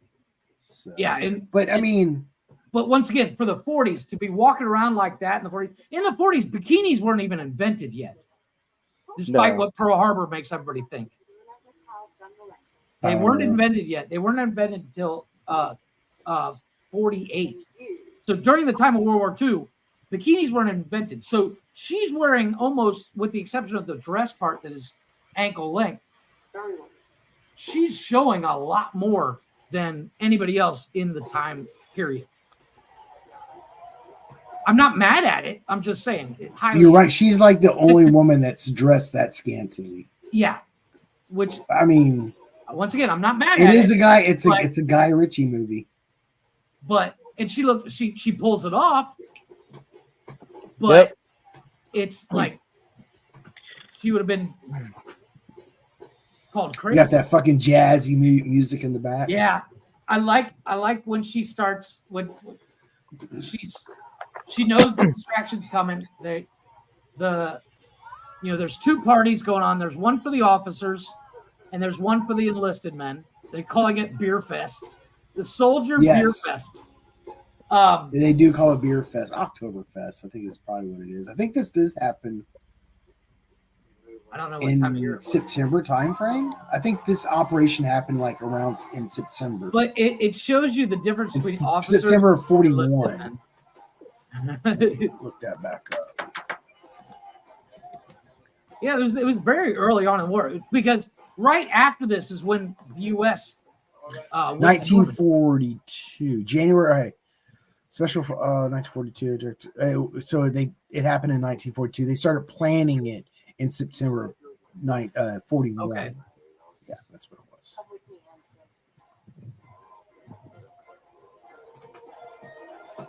I like the dude's suit. I'm not mad at that suit. No, it's pimping, dude. Like straight up fucking almost zoot suit pimping. Yeah, he's got the zoot suit. It's pinstripe. And then he paid off a bunch of chicks to keep certain people distracted. Oh yeah, prostitutes. They show that little flashback. Well, I'm assuming they are, but I didn't want They're to prostitutes. with that brush, but yeah, I didn't want to be that guy. Well, I mean, he's he does. He's a guy who owns a casino and a bar, and he does illegal fucking brokering deals. I mean, it's prostitution. Yeah, 100%.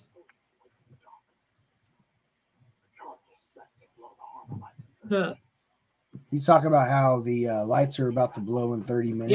Yeah, so right. It's like the lights kick are off gonna, of the operation. You know, how far are we through this movie? I have an issue with. Did I just see what I just saw? Yeah.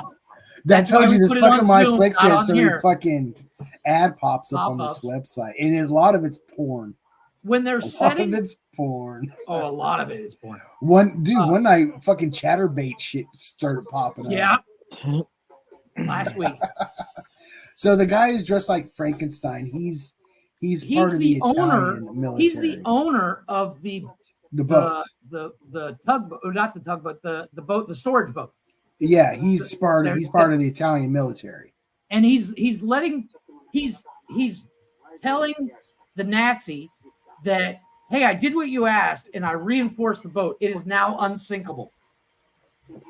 And this is when she finds out. Yeah, she hears this and she's like, "Oh shit, the mission's gonna fail." Yeah, and this is when they'll decide to go ahead and steal the boats instead of destroying them. Right. Although real world operation, they actually they intended to destroy. Planned to they steal only it in the first place. Yeah.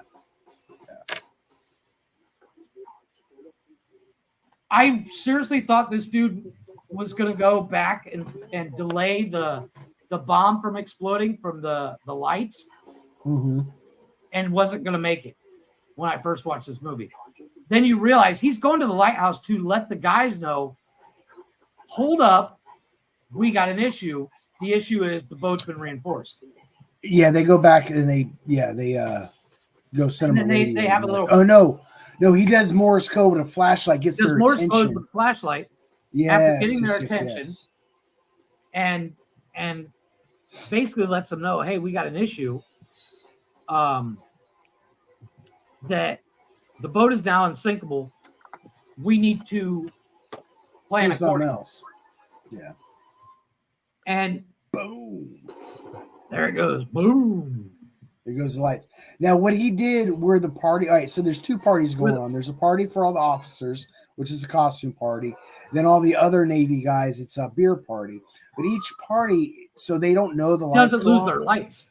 He turns on the oil lamps. He makes a reference later on to that. Well, he does say that keeps the light on inside the party, so nobody realizes. So So it's pretty smart. The officers' room, I think he set up a separate generator for the simple fact that when you see the interior when the lights go out, there are regular lights on still. Yeah. Either way, he makes it. The enlisted guys have the oil lights. Yeah, this is where he's telling Cavill, boat can't be shown. This motherfucker. This double cross right here, again, it's all fictional, but yeah, it's really fucked up. Oh, that's right, because it was approved. Yeah.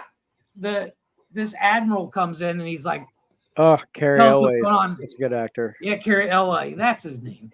Ellis. Ellis. This didn't really happen in real life, but I like the fact that it's highly inconceivable. They're being told to stand down. The sergeant was a fucking narc. Yeah, he fucking narked him out. The sergeant that's working the radio is actually working more closely with the admiral. Yeah. Than he is with the SOA or SOE. I always get it wrong. He sits there and pretends that he didn't hear him. I love it. He's like, "What? I'm breaking up. Fuck off." I love it. he makes sure the fuck off is clear as day, but he pretends everything else. I can't hear you. Fuck off. Please fuck off. Please fuck off. I mean, but at the end of the day, these guys even though they're supposedly on a black ops mission, what are you going to do? We're going up against a couple hundred Nazis. We're basically, if we get caught by the Nazis, we're going to die. You think jail scares us? Please. At least I get to live, you know? Yeah. At that point, you can fuck off, Sergeant. Yeah. Then Ian Fleming takes it. The guy that plays Ian Fleming, his name is Freddie Fox. Ian Fleming, the creator of Bond. Yeah, he served in the military. That's his character, and the main guy that Cavell's playing, he was an inspiration for James Bond. Yeah. So without this mission, or without that guy being in the military, we wouldn't have James Bond. Just saying. And then Gubber right there in the red phone, he's the inspiration for M. His real nickname in real life was M. And he was inspiration. And Cavill actually called him M. Every time he was around him, he calls him M. Mm-hmm. They never said why they called him M, because his name doesn't have an M in it. I don't know why. I heard it when I was Brigadier Gubbins. Man, like, have you ever seen The Crown? Yes. John Lithgow plays phenomenal Winston Churchill. See? That's what I said. I said that That's earlier. what Jeff was saying earlier, yeah. Best Churchill ever was Lithgow. I don't care about the prison time, or Lithgow. but I do care about finishing what we've started. But this guy does a really close second. There's no mistake, Hazy. Just lost about how it went exactly. Once again, the interior of this boat is way bigger than the exterior. It does. It bothers me. It looks like they're in a house. Because they're in the center of the hall, and they're talking around what looks to be a 4x8 table. And then behind them, on the side of the ship, are beds. It makes sense. It doesn't make sense to me. Hollywood magic. Yeah, the interior of this boat is like 4 of those boats. I'm gonna have to make a Hollywood magic fucking gift or some shit. Yeah. We need something.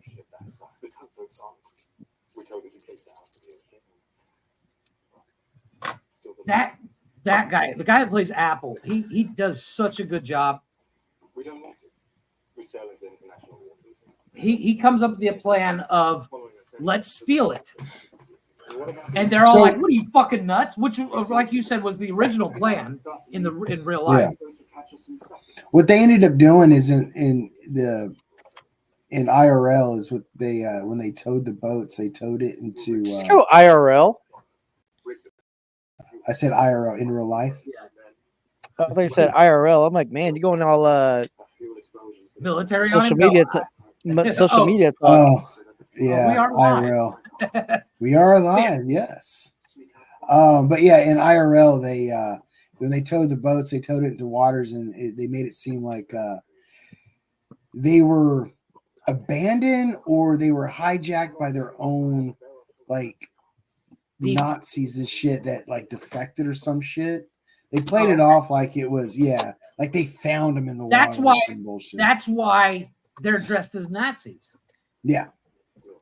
So they can, they can sneak up onto the boat faster, and B, they could, if they get caught, they'd be like, "Yo, where's these Nazis? We's the Nazis, the Germans." But we sound like the Swedish. We sound like the Swedish Nazis. The Swedish Nazis. And now he's telling the prince. He says, so. Here's the plan. Are you in or out? He's like, fuck it, I'm in. Because these guys have a trust. They have a trust between them because they both went to the same school. They got that same mentality. And they both think Nazis are just gauche. Well, agreed. Nazis are fair. Nazis are you just want gauche. to kill Call me 100 Nazis. I do. Let's go and kill some Nazis. Did we miss the line of Richardson when he says, "As long as I get to go home with a barrel full of Nazi hearts"? we did miss the part where there was a part where he cut out a Nazi's heart. He cut out the Nazi's heart. That was embellished as well. I think he's saying it right now. Oh, okay. So Richardson's character, his nickname in the movie is the Dutch Hammer. Right. In real life, his nickname was Viking. Ah, nice. Yeah. Well, if you would have called him Viking in this, people were like, "That's goofy." I think that's why. Yeah. Dutch Hammer sounds pretty badass. And now once again, Dutch Hammer sounds like a good fucking. Almost more revealing. I know. Oh man. While singing Dutch Hammer. Tonight. She's wearing like a dress like Marilyn Monroe wore. Yeah. And she wears it rather well. Yes, she does. But Dutch Hammer also sounds like a Swedish porn name. It does. If I ever do porn, that's going to be my name, the Dutch Hammer. Wouldn't Golden take my dick in it? I don't know. I love they wave at the Nazis and Richard comes in with his bow and arrow again. He has got to be 200 yards. So, but see, the thing is, like, the character he's playing, the person, like in real life, yes, Brian, IRL, he was actually that good with the bow and arrow. He was like, he had the nickname of some like Robin Hood, like General Robin Hood. That is a dress. Right? That is a dress. The green one's sexy too, but man, that is a dress. The white one looks good. I'm not mad at it. Once again, she would be ostracized for wearing it in the 40s. No, I'm sure the Nazis didn't care. He is pissed. This is when he realizes that she's fucking lying. Well, he's about to, but right now he's mostly jealous because she's not paying him attention. And then when she starts speaking, she starts singing in German, but it's actually a Yiddish version of Jordan. He's like, "Oh shit!" Now I have a problem with the way this dude sets up these depth charges. He just twists them. And he said, like he gives him a quarter turn to activate him. Like that's gonna last it's got to be a good 45 minutes to an hour before they go up. And he's like, they're set to go off. I've never dealt with munitions like that. I only dealt with munitions that dropped from aircraft primarily. Well, I've only done with C4, but at the end of the day, these are World War II style mines. But at the end of the day, he turned it what I would assume was a 15-minute charge. So as they're walking through the port dressed like Nazis, they come up with some other Nazis and they thought they were Nazis and they just killed them. And then he calls them now he's getting the butterflies attention. in German. Yeah. This is what right there, Yettervest. He's saying in Yiddish.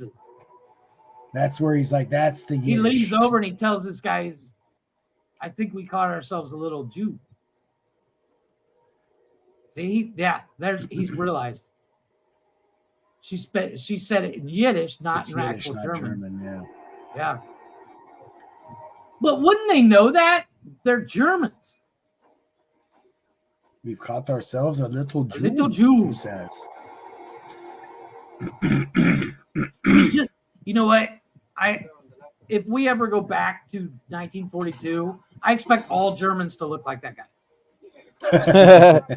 Like if I go back to the future, back to 1942, and I see a German, it doesn't look like that, I'm going to be seriously disappointed.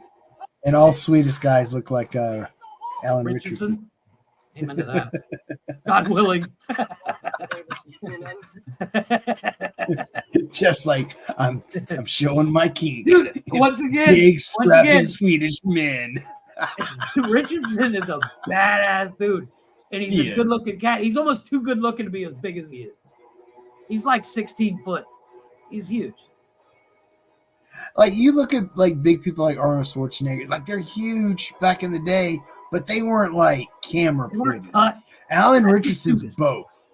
Yeah, he's cut. Like, okay, so I was mad at this. Nazi commander gets pissed and he crushes his cigarette. And I was like, don't waste it. Fucking smoker. But when I was watching it, I had like 3 cigarettes left. And I was like, don't waste the cigarette, you prick. Those lazy Spaniards. And I'm sorry, the inaccuracy of how quietly silencers are pissed me off like you read about. All movies do that to silencers, though, man. Yeah, I get that, but it's like, oh, it's so annoying. The silencers just take down the freaking the harm to your ears. That's basically all they do. Still loud. Yeah. You're still gonna hear it pop off in the middle of the freaking. Yeah. They're hiding from the other Nazis. And it's kind of the ballsiness of Cavill to come around the corner wearing a Nazi uniform. And then fuck with fucks given. And he says, "Can I see your paper?" He even comes up with a German accent in the spot. I love it. Papers. Paper. See, this is where he wins in the battle of wits, but she wins in the end because he gets to pop him in the head. So I'm not mad at it. Yeah. And he walks her into that fucking sneak right up behind the guy. Oh man. No. That's another thing. Like they take all these Nazis out like very silently. Yeah. So stealth. When they Black Ops. It's like 19 or the early stages of the Black Ops. Yeah. In the IRL when they took over these boats, there was no casualties. Oh, really? The people they once again that would make a boring movie. The people they weren't able to just like silently walk up and capture, they had to like fisticuffs, beat the shit out of some people, but there was no casualties. There were no shots fired. No shots fired with them, but there was shots fired running across the top of the top of the boat, just think. James Gunn, I think you found your new Green Arrow. Right? Hey, Arliss, what's up, dude? Arliss, how you doing, buddy? We are slow on the chats. Yeah, we are watching the Ministry of Ungentlemenly Warfare tonight. Well, this is the beginning of that whole Black Ops.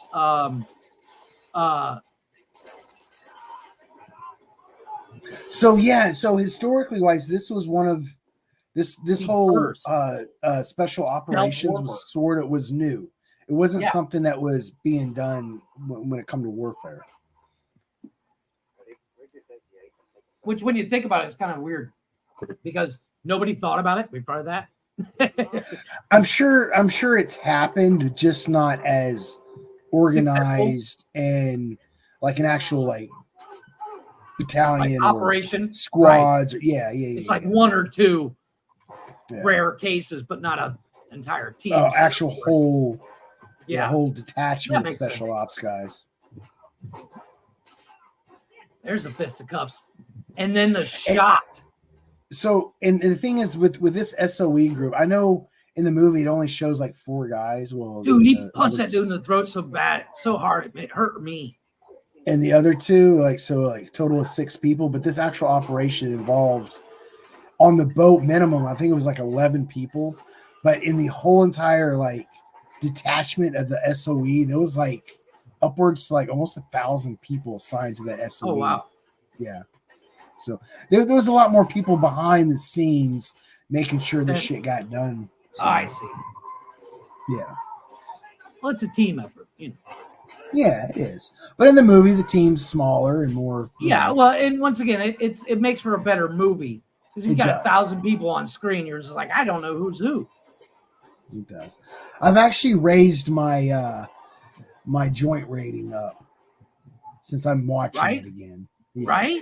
And that's the beauty of it. It's like you can't judge it on the first reaction. You got to watch it on the second, which even though Range 15 was perfect for what it was. But Range 15 I enjoyed. I had to let go of a lot of my well, you got to take it for a silly movie. Yes. It's a silly movie for silly movie's sake. It's not something. Range 15 is one of those movies that just brought me back to the bomb dome. Yeah, with the humor. It's literally the humor, and as a military person, you're like, I remember a guy like that. I know a guy like that. I was that guy. I remember those. I remember those jokes. Yeah. Oh, and it's gonna. load for a second. It is loading So, for a moment. Brian, you still there? You still there? Yeah, he's watching. Oh, okay. I love the fact that Richardson is knifing everybody, and then he stops and grabs an axe to go in the room with like 40 guys in the room. The way he knifes people, though, is so brutal. Oh, Jesus. So I would brutal. not go up against this guy with in any fight. Well, you know, he Alan Richardson, you know, he practiced with the bow and arrow, so he could get kind of good at it. Yeah, so he did practice with the bow, so he'd make it. Yeah, like he did make it realistic. Yeah, he did his homework on the actual dude. Fucking dude is just brutal. He just took out like 15 guys with an axe. Why isn't he in more movies? Because he's that good of an actor. I think you know what I think it is he's new to the scene. Like he hasn't. I don't think he's been acting that long. First time I ever saw him was in Blue Mountain State. Right. And then I hadn't seen him in anything in a while. And then I saw him in. He did. So before he did Blue, he was in. Wow. I don't see where Blue Mountain State is. So his first movie he ever did. So I thought that was pretty cool. So he's on the boat and he's killed all these Nazis. Then, and when I say him, I mean Phillips, the main character. He's only been acting since 2006. Yeah, he runs into a Nazi sailor that's a kid, like a young kid. Yeah, like he lets them go. Lied about his age to get into the military, kind of. Yeah, thing. The kid's like 15 if he's. So the kid 14. Jumps off the boat and swims away. And he's the one that lets the. It's cool, but it kind of fucks him a little bit because that kid, you notice later on, is the one that lets the enlisted men out of their party. I did, yes, I do notice that. Yeah, and I was but still, I know it sucks, but I couldn't kill a kid either, man. Unless the kid was about to kill me in that kind of situation. He's still a Nazi, and he's still a Nazi, but he's still a kid. Like, I have a hard time. At 14, I didn't know my ass from my elbow, so I get it. Yeah. But at the same time, that Nazi but he kid could have just tied the kid up. Yeah. Oh yeah, there's alternatives, but I think in that moment it was like I don't want to kill a kid. Right. You don't want to be the guy that killed the kid. Yeah. Yeah. But the kid is a true Nazi because he definitely rats him out. He does the Nazi thing. He does the Nazi thing. He's German. What are you gonna do? Eat some schnitzel and drink some beer. I love the dude's authentic judo. Or judo. The African language. Their helpers, the princess guys. I love that they speak judo. I think it's called judo. I don't know. I'm not sure. I can't remember whatever it is. It's their native. It's an African dialect. They make this fucking costume party look like a raging 20s party. Right? Yeah.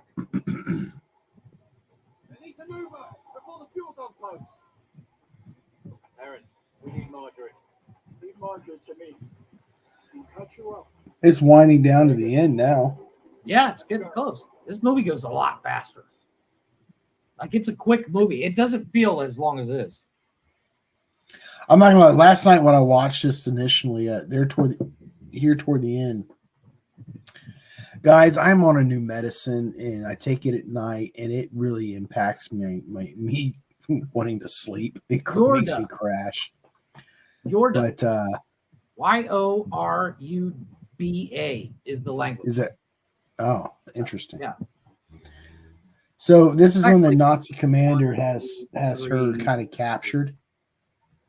Get it. Go get it, Pepper. Go get it, Pepper. Go get it. Get the bug. Get the bug. This is where she realized, oh fuck, I'm fucked. But she doesn't freak out. She doesn't know she's been had until like she sees the cuffs. She sees those cuffs. Like, and she's like, ah, fuck. She got it in her head that this dude was like, oh, he wants to bang now. Yeah, this is when she realized, like you were saying, she lost the battle of wits. Yeah, she lost the battle of wits. Yeah, and she gets lucky that the club, casino and club owner, bar owner, saves her. Yeah. That's why I said, as smart as she is, technically, he's smarter. Do you want to take another break before we roll? Yeah, let's go ahead. Yeah, let's do another break. I'm gonna pause it, and I'm gonna try to pause it. Fucking Brian's over It's there always funny when giggling. the porn shows up, we start giggling like little boys. We're like, I thought movies. Oh, my Flixer. Key to the plot, folks. Man. Key. We have to have the movies. All right, I'm just gonna run through this real quick. Monday nights, we got men caring for men, and I'm starting to hear Connor's getting some guests on there starting here soon. Tuesday night, Glick's House of Music. Wednesday nights, What the Fuck News, and I think I might actually be coming up on Wednesdays more often. But I think I have an idea. Guest, not as a contributor. As a guest. Everyone, yeah. I'm gonna do like What the Facts. There's some good, pretty cool historical facts that are weird as fuck that I want to share. There's one in particular that's like historically known here in Kentucky. Thursday nights is Cash's Corner, and which is wrestling. Friday nights is Nonsense and Chill here with Jeff and I, and Saturday is flagship show Nonsensical Nonsense Open Door Challenge. Sundays in the early part of the day we have Unnecessary Roughness football with Glick and the crew, whoever does football, because sorry guys, I just don't do the sports ball. And then and then Sunday usually we have Jeff's Garage. This Sunday won't be Jeff's Garage, but as far as stay I know right tuned. now. Yeah. And then again, remember all our links, bio link / nonsensical nonsense or nonsensical network. Boy, I fuck this shit up all the time. And we also have merch. So please go to nonsensicalnonsense.myspreadshot.com and spread us onto you. And with that being said, I gotta turn these banners off, guys. Jeff, how you liking the movie so far? You know what? Once again, I'm never mad at a Guy Ritchie movie. I love Guy Ritchie. I think he does amazing.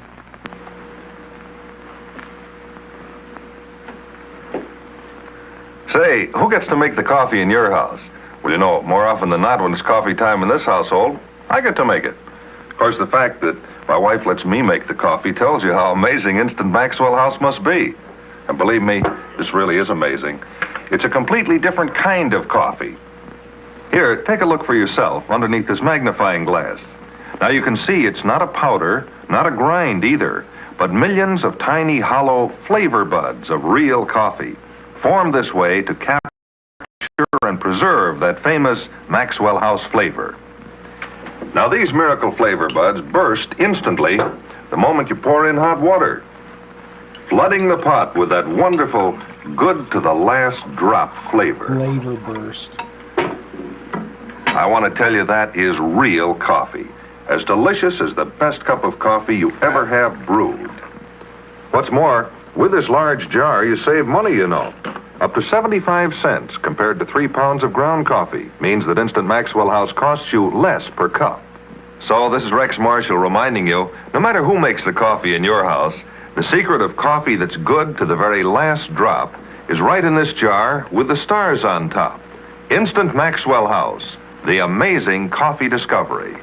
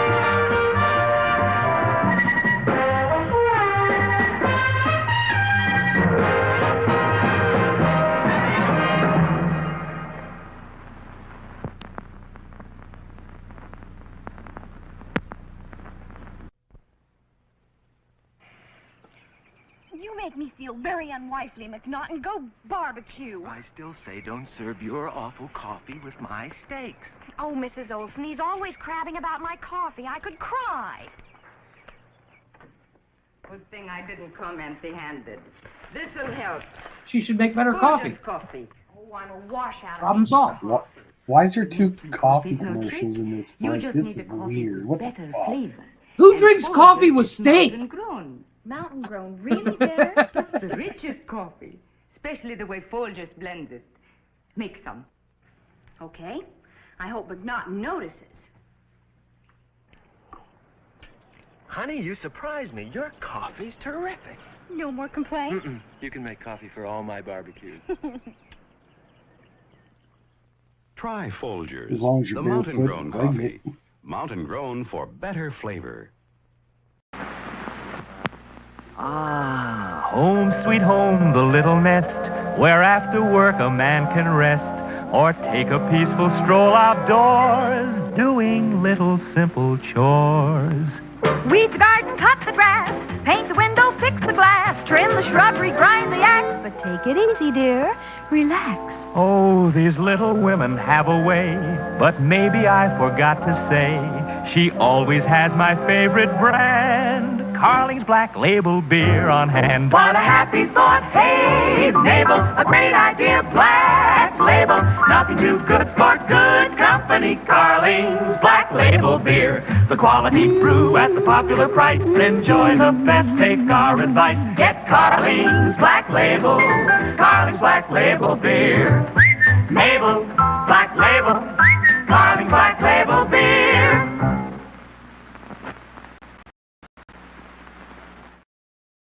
That was mostly for you coffee lovers and beer drinkers. And then the old Texans, a color rush. What am I hearing? What is Brian doing? Brian's talking booty football.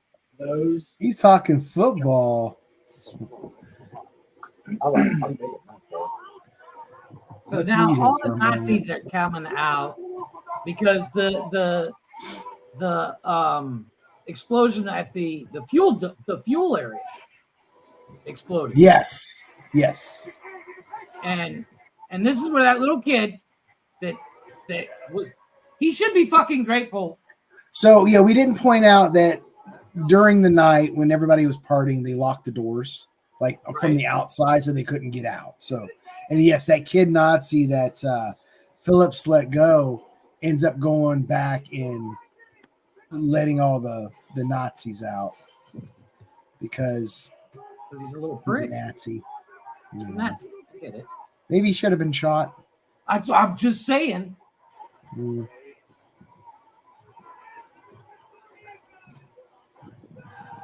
Here's the thing, okay, so in IRL, they weren't caught taking the boats at this time. They got away scot-free. They weren't found out. Yeah, this whole gunfight wasn't really never happened. But once again, the problem I have with this for the movie. But once again, the problem I have with this fight is Cavill is standing there just in the line of fire shooting, and he never gets shot. But there's 70, 80 guys shooting at him. Mm-hmm. Well, this is when Clark Kent he still didn't reveal that Superman was a thing. So, I mean, he's like, I'm still playing Superman in all my movies. You can't shoot me.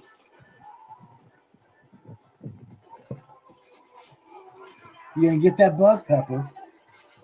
There's this little stink bug crawling across the wall because they're everywhere in this state. And my dog Pepper's just staring at it like, I'm going to get that little fucker. Oh, Pepper. Oh, Pepper.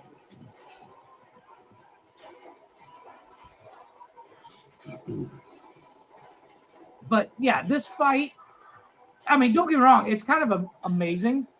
So, okay, he gets shot in the arm. Hazy does. Right. I think that's Hayes. Well, he was he was the same guy that was on the turret. Yes. Earlier. He gets shot in the arm, but later on when they get back and Churchill's giving them a pardon, quote unquote. Right. His fucking arm's fine. Yeah. It was supposedly 4 weeks later, but if you get shot in the arm in 4 weeks, you are not. Your arm's still in a sling. Yeah, you're still in pain.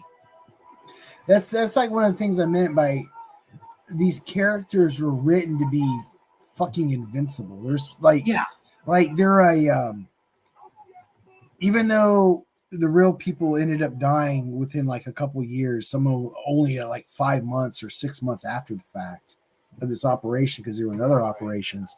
These characters specifically in this movie, written the way they were, are badass fucking like legendary status, like Paul Bunyan type fucking legends. Right. Yeah, that's the way it was written. To be a modern legend story of a World War II operation. Right. Yeah. Dude, one of the things that us humans do the best is tell stories. I agreed. I think we do it well. Brian, I did mute you if you're not aware. Sorry, I'm working on something here for the end. I was just letting Brian know that I muted him, so he can unmute himself when he wants to come back. Yeah, I forgot to. I'm updating our ratings on our spreadsheet.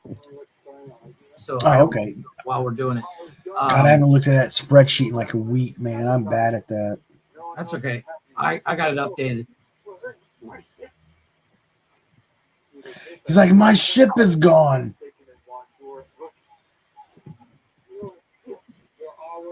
So the ships are gone. The Nazis are fucking arguing with the Italian fascists. Right. And then the Nazi commander just shoots them. Yeah, they're bitching about it. They're like, what are we going to do about this? And he's like, yep. And he warns them, though. He does say, you guys need to learn when to shut the fuck up. And then they keep talking and he shoots them. So, yep. I wish I could do that. I tell somebody they need to watch what they say and then shoot them when they keep talking. Nah. The boat, those bombs that were on the SS boats just now blew up on a quarter turn. Yeah, it's been a good half hour, 45 minutes. So he takes out the whatever ships can go after him. They took down. They took those out. He's still wearing that Nazi because hat. you have what, 3 boats being tugged? Three tugboats plus their boat. Yeah. So I mean, it's not like they can get away fast, so they do what they can to slow the enemy down. Right. Now this is where she gets her ultimate fuck you. Yeah. She kind of flashes in a little bit of thigh. I'm not mad at it. She does. She does. Why wouldn't you be mad at it? Oh no! She has check this out. Watch your screen. She has a gun hidden. She's got a gun hidden in her holster and her garter belt. Yeah.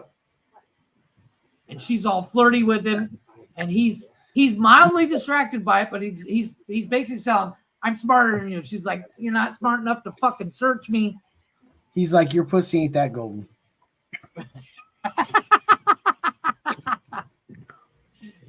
I mean, it probably is, though. I'm mad. I got objectifying. Sorry. Not really. It's funny. And she pulls the gun. That little Derringer out, man. Right in the head. And he just stands there for a second. And then, boom. That's a hell of a shot. Yep. From the, quote unquote, from the hip. That's when the bar owner, God, I forgot his name, comes up, rescues her, and drives off. Heron. That mustache. They added her to the story for it helps with the distraction. You got female lead. Yeah, no, and I'm okay with that. And she's an excellent actress. And she does technically marry Phillips. Cavill's character. Yeah. Gus Phillips. Yeah. I'm starting to remember their names now. And this is the weird part. They're waiting on the actress and the bar owner, because she technically is, her character was an actress. She actually did a couple of movies too. I'm gonna go look them up. And they see the boat coming, and they're like, and Cavill's the only one like, no, don't shoot yet. Don't shoot yet. I'd have blown that boat out of the water, because you couldn't tell it was them. It just looked like a boat coming. It could have been loaded. So this part's technically real. Right. They turned it over to the British fleet. And then they're now prisoners because literally like Britain. This really didn't happen. Okay. Yeah. The part that didn't happen was the fact that what they did was fine. It was already approved. They didn't actually get arrested. Right. But see, like scenes like this, arrest them. Scenes like this, the makeup doesn't look like makeup. It looks like CGI. It looks like it's just, altered somehow. It looks weird. I see what you're saying. Yeah, it does look like somebody photoshopped the shit out. Yeah, in a good that's way. like when it comes to like the editing, photo and film, like that's my only real hiccup is how they did Churchill. It just seemed like it was CGI and it didn't work well. If the lighting was off or something, I don't know. Yeah, he had a tiny spot on his head. What's up, Brian? AI? No, AI, no, yeah. like if you look at that scene, Or CG. Churchill does look weird. I'm just saying, I think this admiral arresting them is more his feelings were hurt when a dude told him to fuck off. Yeah. He was told to fuck off, and then the mission was successful, and now he's got egg on his like face. an asshole. Yeah. So he's getting them back, and everybody. So in the original in IRL, Appleyard did not make it off the island. No, it wasn't. It was Lipid, Leopold or whatever. The guy that the black guy is supposed to be playing was actually another dude that was part of SOE.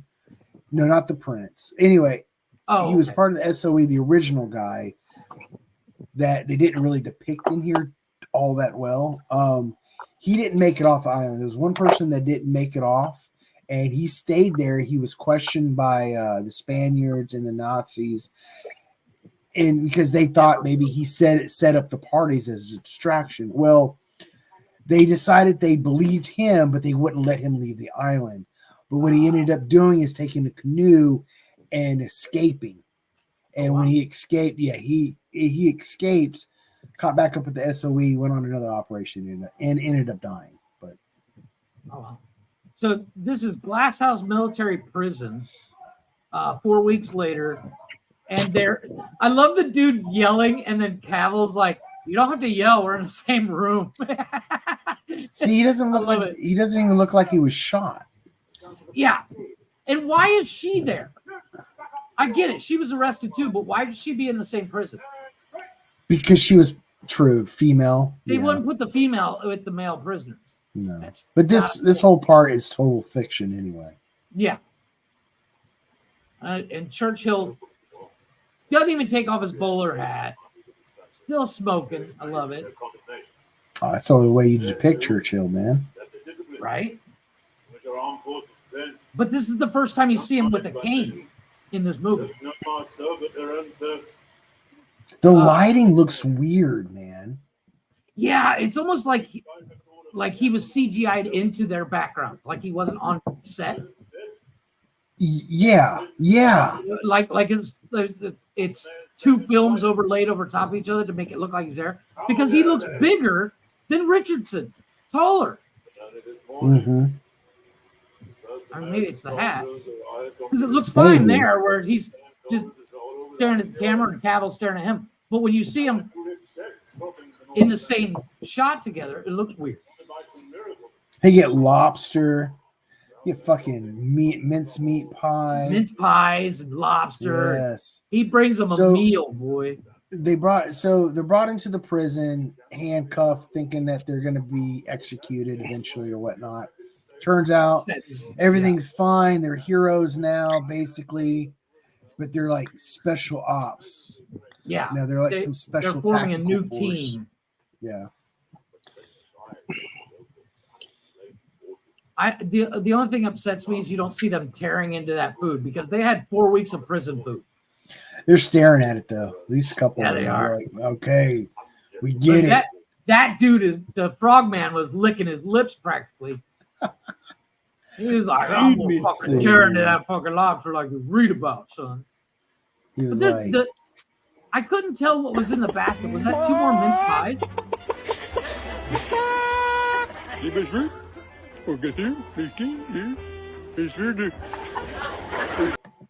And that goes into the backstory. If you want to read these out, or we can leave it off. So now I'm gonna sit here and pause. It'll fuck it up, but it goes through each actual person, shows them their real picture, real photo, their awards, and they gives got, what happened after. Yeah, kind of like a portrait. Where are they now? Kind of thing. Yeah. But I love that. This guy Appleyard was presented with receiving multiple awards in the last time. Undeniable missions. And the king was like, "You again?" I love that. Now that's Harem or Hayes. Hayes. That's the one that ended up getting executed. Yeah. Yeah. He did escape, but he never broke. This was the guy that Alan Richardson played. Okay. Yeah. Captain He was Anders. promoted to captain. Uh-huh. Not long after. They're all highly decorated soldiers. Oh yeah. Marjorie Stewart. She was the one that what's her face played. Yeah, well, obviously she's the only female in the movie. She went on, and she ended up becoming a movie star herself. There's 3 films there that she was in. Interesting. None of them I've seen, but and I think that's it. All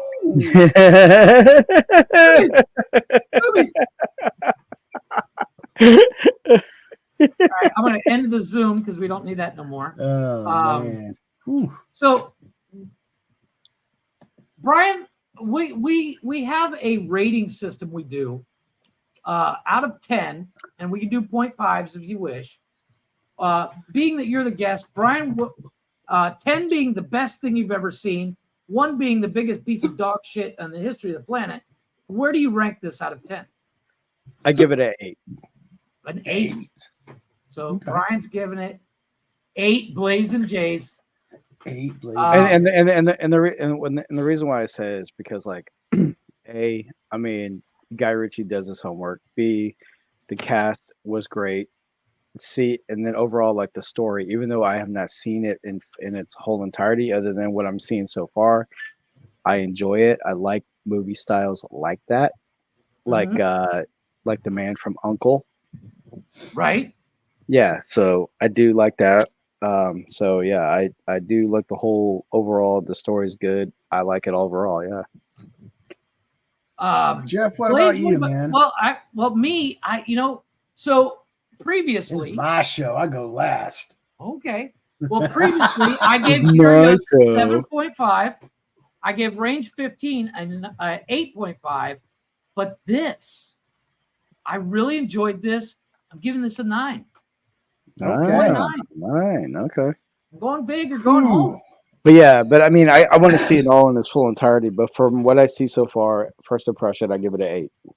Right. It's like I said, and Brian, you kind of hit the nail on the head there. The casting's great. Alan Richardson, I would not want to run into in a dark alley because he would fucking kill me. Same thing with Cavill. Cavill. Yeah, but Cavill, I could distract with some like Dungeons and Dragons dice. He'd be like, because he's kind of a nerd. He is. Yeah, I saw the clip where he built his own computer. But he's got that badass mustache. I love the guy that plays Churchill. I think he did. he's got Churchill's mannerisms down. Once again, if I ever get a chance to play a character in a movie, I want to play Churchill so I can smoke the entire thing. Oh, dude! Like when I went to the Churchill Museum, the underground bunker, because they converted to the museum, dude. There's so much stuff on him. I'm just I felt like I was being lied to. I'm like, whoa, how come this wasn't in the history book? Why? Would you give it, Jeff, an 8? I give it a 9. I gave it an 8. 9. Yeah, I gave it an 8. Drop that up there. 9. What about you, Blaze? It's your show. It's my house around. I'm gonna be harsh. So you said you had the inaccuracy issue. Yeah, so the aesthetics are great. The writing was pretty good. The casting, the casting was great. There was a lot, every one of those characters for what they did in that movie. The entertainment value there was 100%. Because I did the thing and went down the real life tunnel after I watched the movie and figured out what was inaccurate about it. It did ruin it for me. So I was originally going to say a 5. Ooh. Then I watched it again tonight, and I don't know, just parts of it just okay, that was just fun to watch. Entertainment value. Yeah. Because I know it's a Hollywood movie and it's been embellished, I'm going to go ahead and up it to a 7. So I'm going to give it a 7.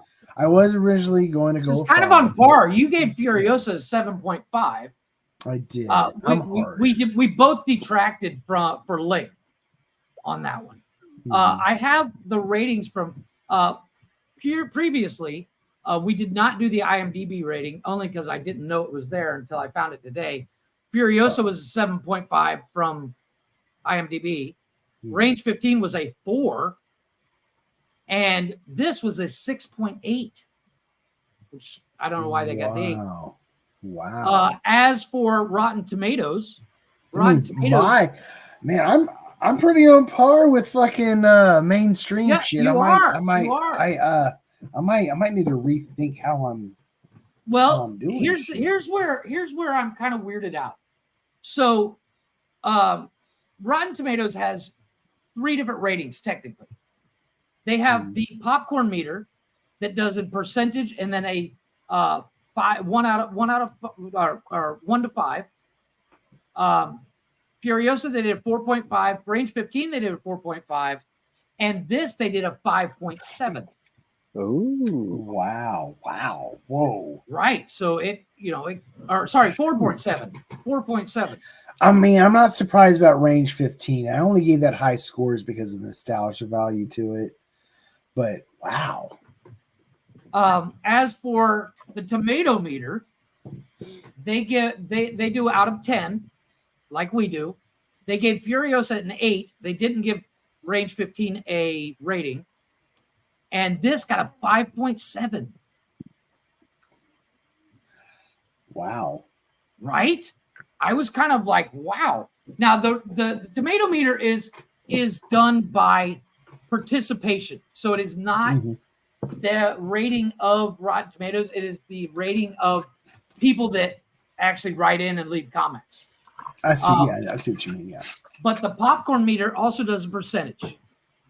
And it's percentage out of 100. Furiosa was 89. Range 15 was an 83. And this was a 93.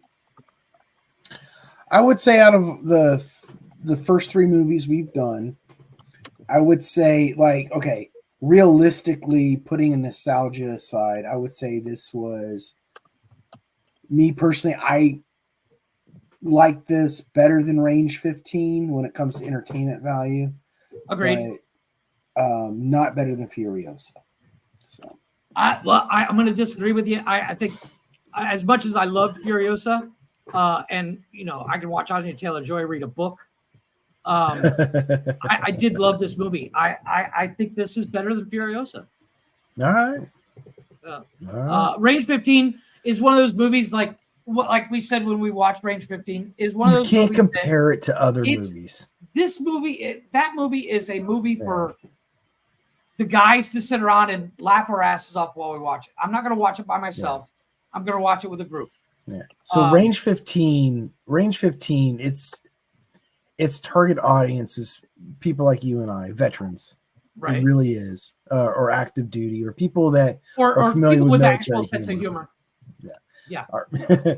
Or military sense of humor. There's different types. It's different types of humor. Let's give credit where credit's due. But well, we are going to go ahead and start, wrapping this up. I know, man, 2.5 hours. This one went really fast. It did. It's a fun movie to watch. It really is. That's the beauty of this movie. Furiosa felt long. Oh my god. Yeah. It's a bunch of slow parts. And it felt even longer for Blaze and I because we did edit it after that 4 hours for each section of the movie in 2 sections. We did. And we ended up watching that for movie 8 hours. Like 3-4 different times all in 1 week. To the point where as much as I love Anya Taylor-Joy, I can't watch Furiosa no more because we ruined it for ourselves. I don't want to watch that movie. I'm not mad at. I might actually watch this again. I'm not as hurt by it as I am Furiosa of the have to rewatch it multiple times. Yeah. So Brian, do you have anything you want to it was good. I'm gonna check out the movie in its full entirety. Appreciate you guys inviting me on. Yeah. We'd love to have you up every Friday. Now movie. that I'm home for a few days, it's like I have to catch up on everybody. Right. Because already like the invites are being sent, and I'm like, okay, give me a second. That reminds me, for anybody that wants to see this movie, you can watch it on Prime. Blaze, you said it's $6.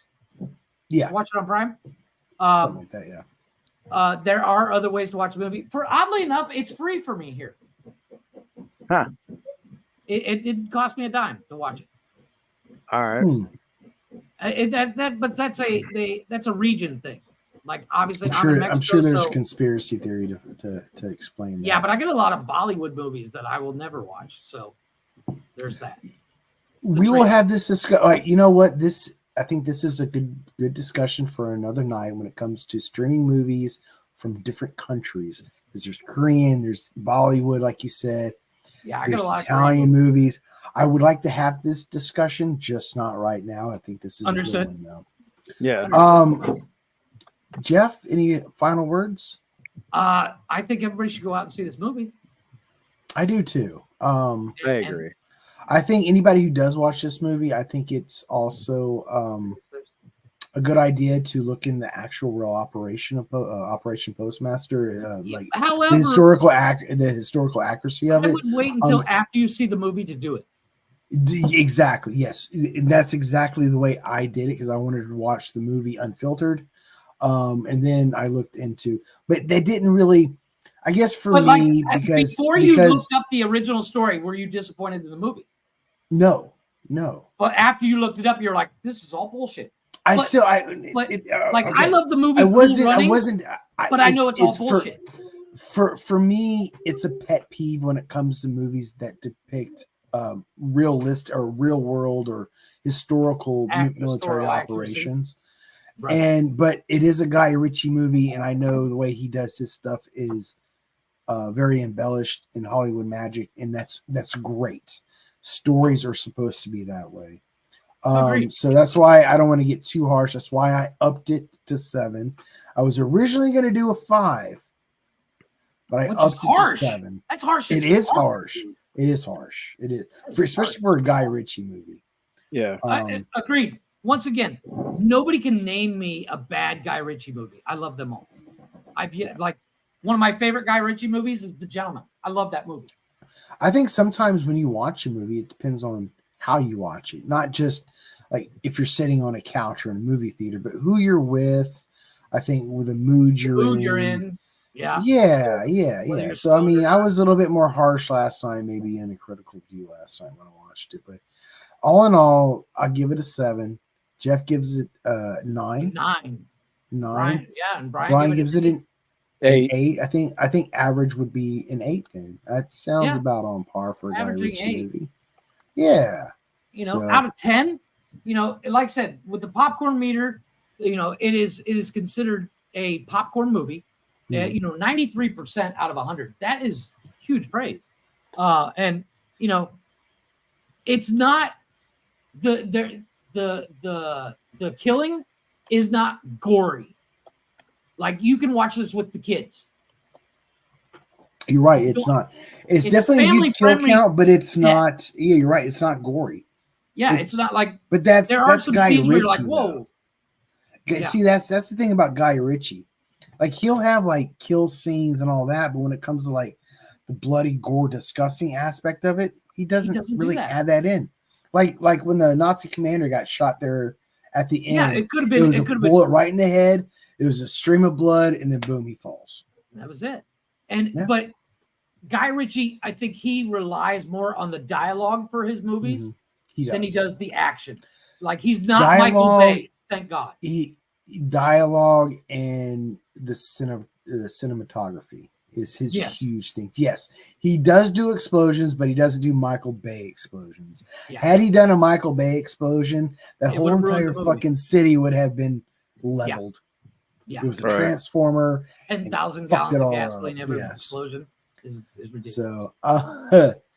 So unlike a lot of the other shows on the network, once I hit the end stream, that is it. It'll roll the credits and we're done, baby. We do not come back after the credits. Right.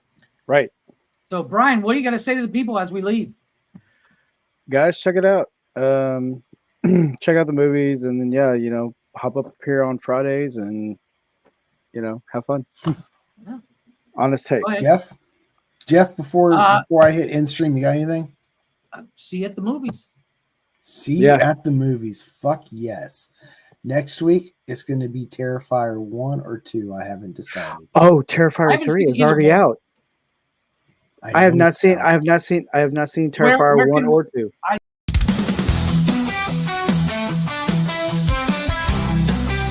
This video has been brought to you by the Nonsensical Network. Well, we tried. Good job, dickhead. Sweet.